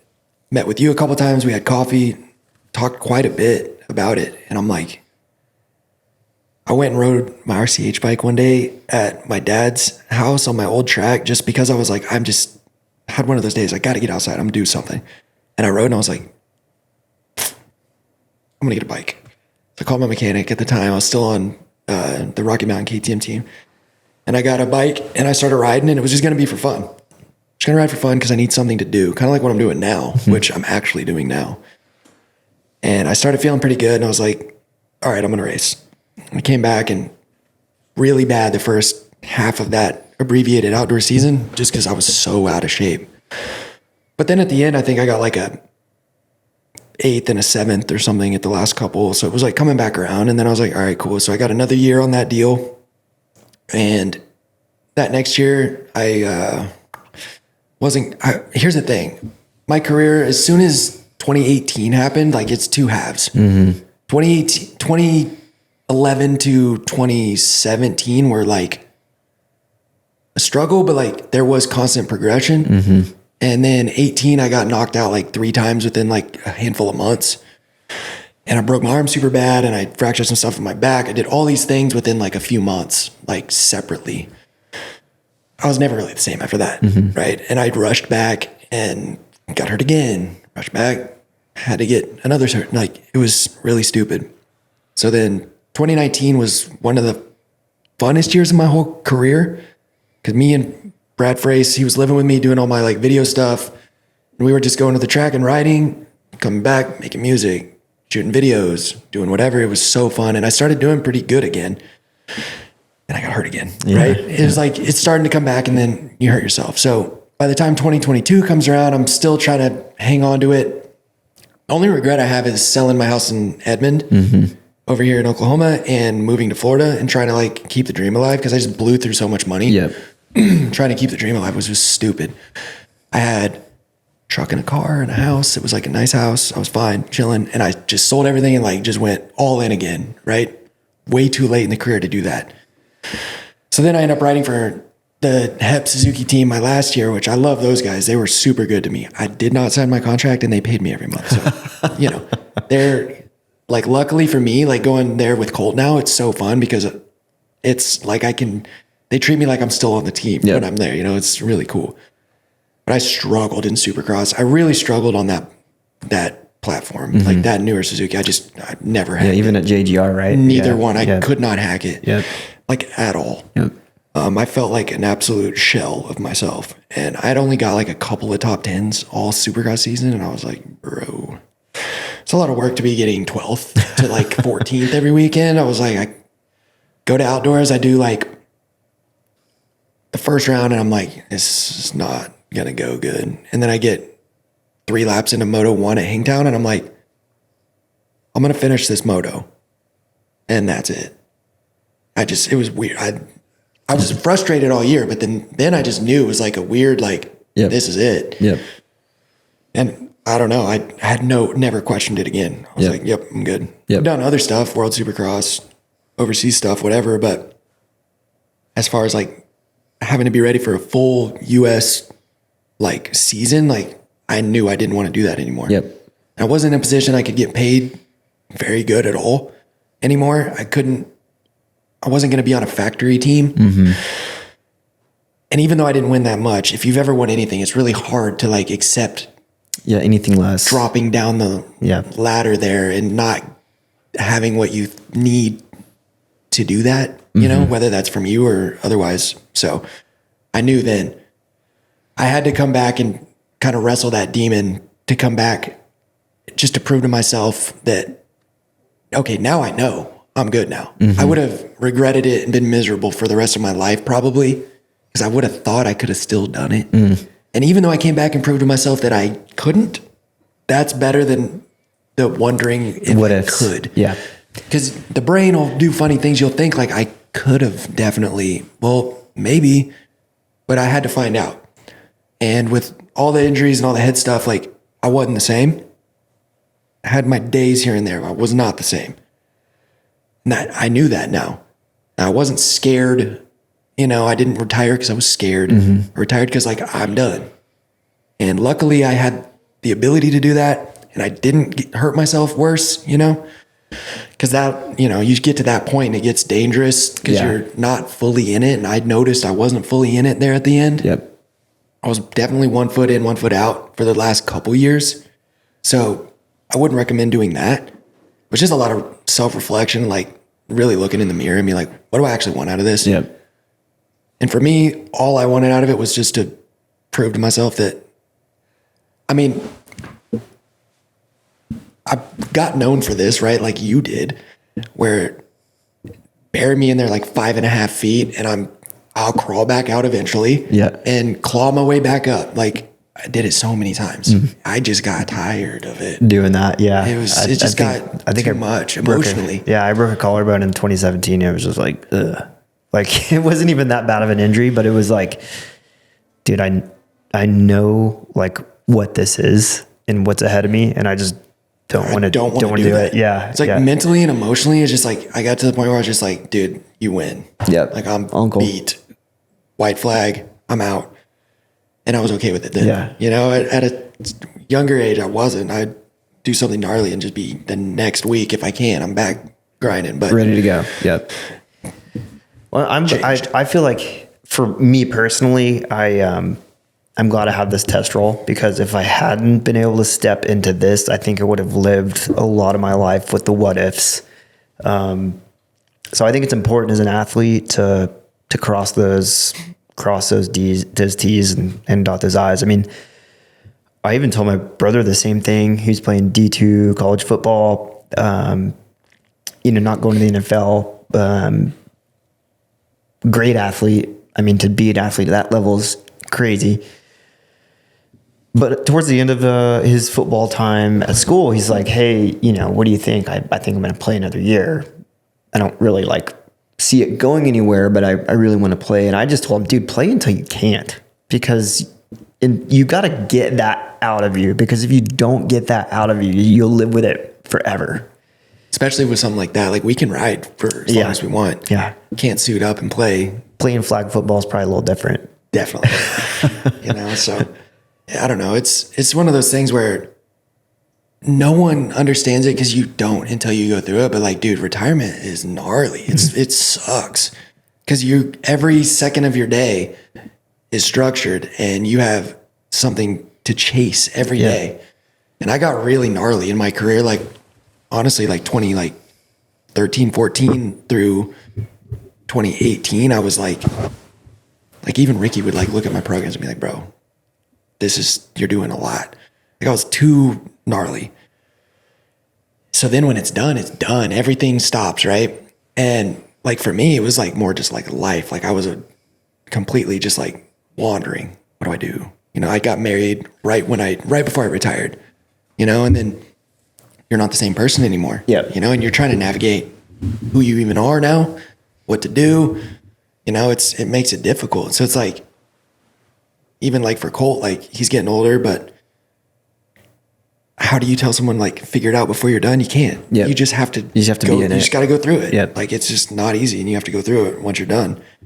And that's what helped with me too, is like when I was talking to you at first, it's like, look, I ain't got it figured out either. Yep. Like it's hard for me too. Yep. Because we looked at you like you're up here to us on a pedestal because you're older, you won more, and we're more successful. So we're looking at you like that, and you're like, yeah, dude, I ain't got it figured out either. Well, for me, that helped because I definitely still don't. Like, I mean, I'm fine. I'm for the first time in a really long time, maybe ever, pretty content. Yep. Like I'm actually pretty, I don't know, happiness is just a fleeting thing, but I'm pretty happy. Yep. I'm around my family a lot, riding. Yep. I'm back in Oklahoma around people I actually like want to be around, you know, so super content and happy, you could say, but it just happens over time. And It's like, it's a never ending process. And like, it's harder for people that are at a high level of something that just stops. Yep. Any sport, especially. Yeah. Music, it's all the same thing. As soon as you lose your fans, now what, dude? Yeah. You were this guy, now you're not. Yep. So you have to navigate that, and it's tough. Yeah. Yeah. I think it's interesting for athletes because we spend our whole lives doing one thing from like a very, very young age. You know, for someone that has a business or something like that, it's like, you know, you go to school, you go to college, you're trying to figure things out. You go through all these different life stages and doing different things. You like kind of build this kind of catalog of experience where, dude, we know motorcycles from like, I mean, I started when I was 3 and that's just what I did for 20 years. And so, then to like stop that up and have a really screeching halt stop, really strange. So yeah, it's just cool to hear, you know, that you've got a little bit of grasp on that. And I always want to try to talk to people in your shoes because I feel like there's a lot of people behind you. They're going to need to hear this conversation. To be honest with you though, and to be fair to the situation, like when you'd asked me before to do it, I was not in a spot to do it. Yep. Going through a divorce. Yeah. Trying to get out of my deal with the team I was on. Yep. Having to move back home to my hometown because like, I don't know what to do. Yep. You know, I was like in a weird spot and, you know, like life's not fair, right? So just figure it out and you move through it over time. But like if you talked to me 6-8 months ago, I probably would have been a lot more sour about things just because I'm like right in the thick of it. Yeah. So that's another part where it's like, that's also part of it too. Yep. Like sometimes it is that way. You just have to like wake up and keep moving because eventually it's not like that. Yep. Yeah. Like right at the beginning of it, I was like, you know, pretty bummed and being, you know, not that cool. Yeah. That's a short time period. I mean, life goes on, the world keeps spinning, and you just keep on keeping on because what else are you going to do? Yeah. You know, so. Yeah, I kind of, it's like a grieving process, honestly. It is. And they have the cycles and you go through seasons and times you're just like totally happy and content. And then there's other times you're not so much. I mean, even me, it's like sometimes when I'm riding good and I'm like, yeah, I'm pretty sick. Yeah. Oh yeah. And then I'm quickly reminded, you know, whenever I'm testing, like, oh, okay, yeah, no, I'm not that good anymore. But I like to remind myself every now and then, like I'm still pretty sick, but then yes, but not like that sick. Yeah. Like I'm pretty sick for like right here, what I'm doing today. I am sick, just not that sick. Yes, Yeah. it's fine. Yeah. It's fine. You know. So the last question I want to talk to you about, and I know it's kind of a little bit kind of touchy just because of your ending your relationship a little bit early with Stark, but e-bikes, man, you have a lot of experience on them.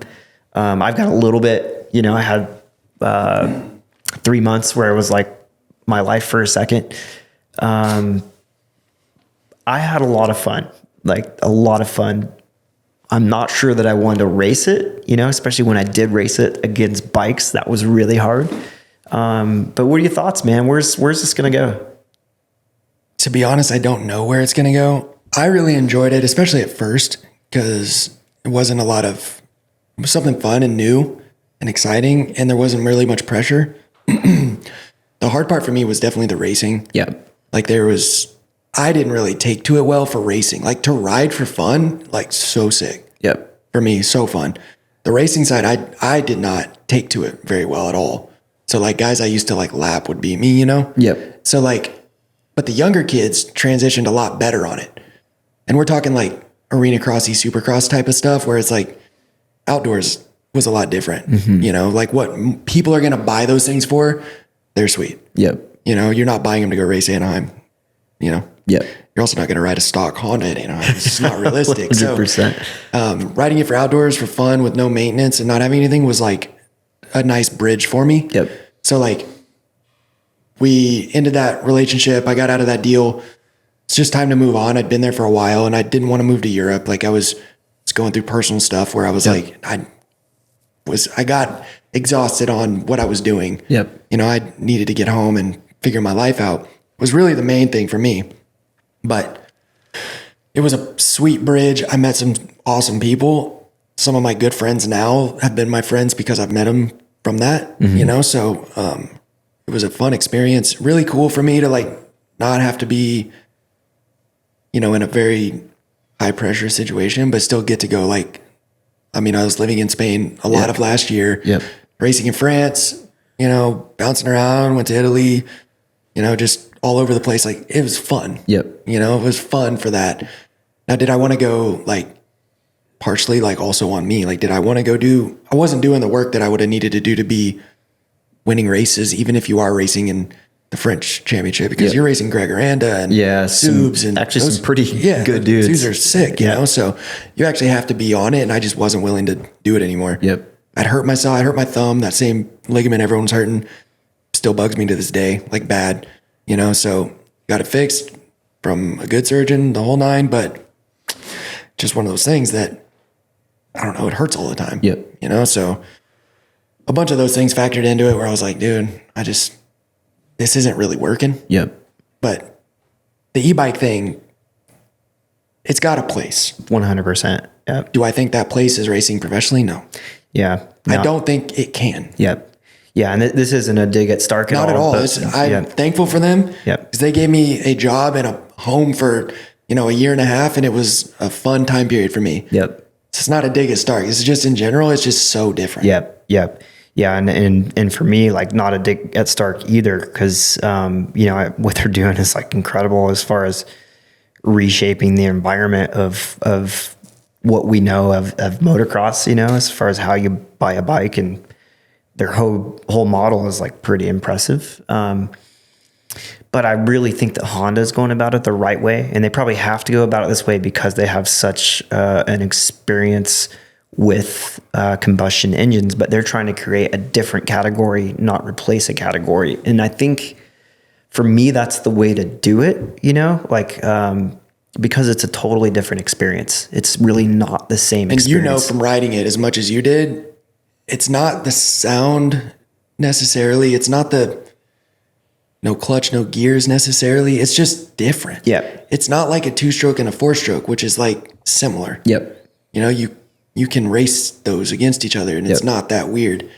It's just so different. Yeah, it's very. I didn't realize how different it was. We did a lot of our development on really, really hard pack tracks, and then when I raced, it rained a ton, and it was ruddy, nasty, and it was I did the qualifying race, and I was like, this ain't gonna go good. We kind of got it figured out, and I rode better. Had some run-ins and stuff, and didn't end up doing well, but.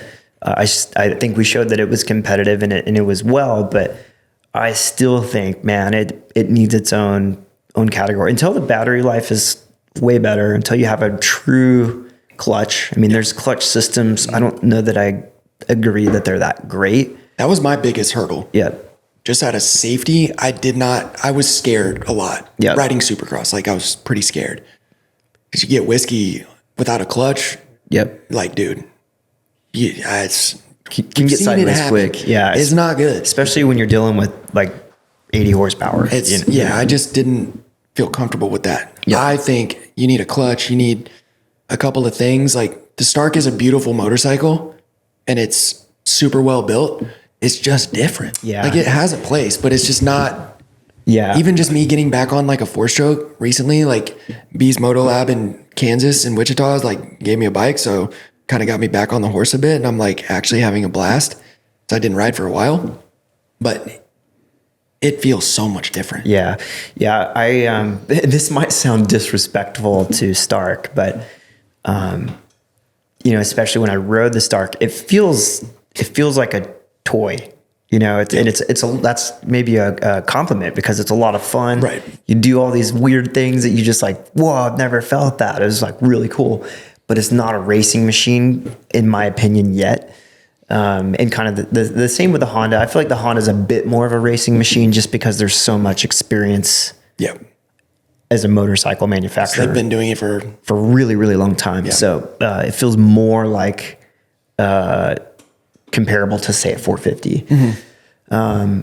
But yeah, to me, like keep it a different category, run with that because there's people that can't afford to have 2 bikes, people that will have 2 bikes. And then some level, I think especially for the vet rider, it's the ultimate setup, especially if the battery technology gets better, the charging gets better.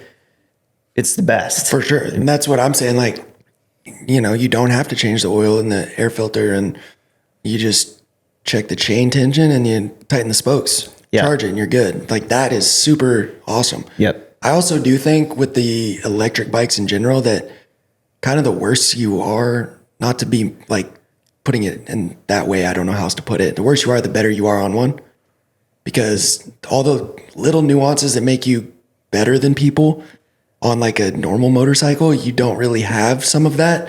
You don't have the ability to do some of that. Yep. So it just really levels the playing field. So it could be fun to watch. And the younger kids that maybe aren't going to go like professional, it's like this sick bike for them too. Because they grew up on Surons and Stay Six and stuff. So it's normal to them. For me, the whole thing was foreign because I started on a PW50 when I was 4. And I were 4-stroke. I didn't even like 2 strokes. Yeah. Like I never even did that good on 2 strokes. I like 4 strokes. Yeah. So, it was just so different for me, but there's a space for it for sure where it could still be, they could still have successful companies or parts of companies that specialize in that, but it's not going to take over the world. Yeah. No, people ask me all the time. Neither is a Tesla. You know what I mean? Yeah. I've driven one. It's cool to drive, but like, it's not what everything's going to be. It just isn't the same. Yeah. Yeah. To me, that's why creating another category is like, I think there's a place for it, I guess is what I'm saying. I think that Honda's really smart to go about it that way. Yeah. I mean, there's certain things that, the combustion engine won't do, when you look at the way you can ride it. And like you're saying, like my buddy Will bought a Stark and it's like it removed variables for him that made it so much fun. I mean, he's a new rider. Yep. So having to be in the right gear, not stalling the bike, like being able to turn the power down at a certain track, there's certain things like that I think are like really sick. They're super great for the clientele that are going to have them. Yeah. And it does take away that thing. But like if you're in 2nd gear here, but 3rd gear makes your roll speed better. Like those are the little nuances that you don't have on that, but that's something that's a pro problems. Yeah. Like 99% of people aren't even going to know the difference. Yep. Or even know that that's a thing. So it's all pro problems. Like Mathis rode it one day with me out at Glen Helen and he was like, yeah, but even the battery is like a pro problem. Yeah. He's like, I don't have those problems. Normal people are going to love it. Yeah. Right. But we still have pro problems because we did this our whole lives. Yeah. Got to that level. So you expect yourself to be a certain level. And if you can't get there, you're like, sometimes you're like, it's not me. What's going on here? Something's wrong with this thing. I didn't realize that until I raced it. There was certain technical parts of the track where like, man, I really need to be in a different gear here.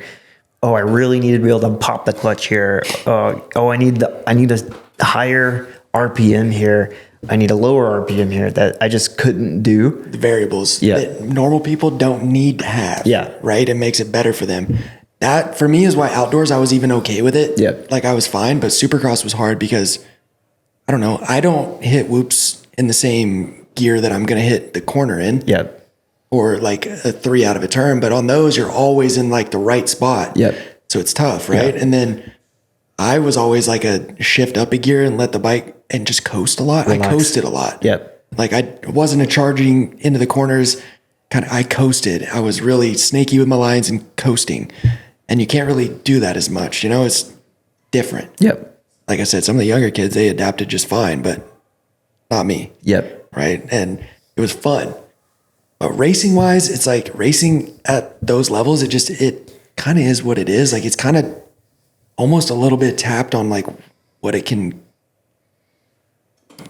I guess, as far as technology wise. Yeah. Like it's not like you're going to reinvent the wheel now. I think you're very limited. I mean, when you think about combustion engines, you've got so many different things you can change. I mean, how much crank testing and flywheel testing, gear ratio testing, you know, primary gears, like there's so many hard parts that move that affect the performance.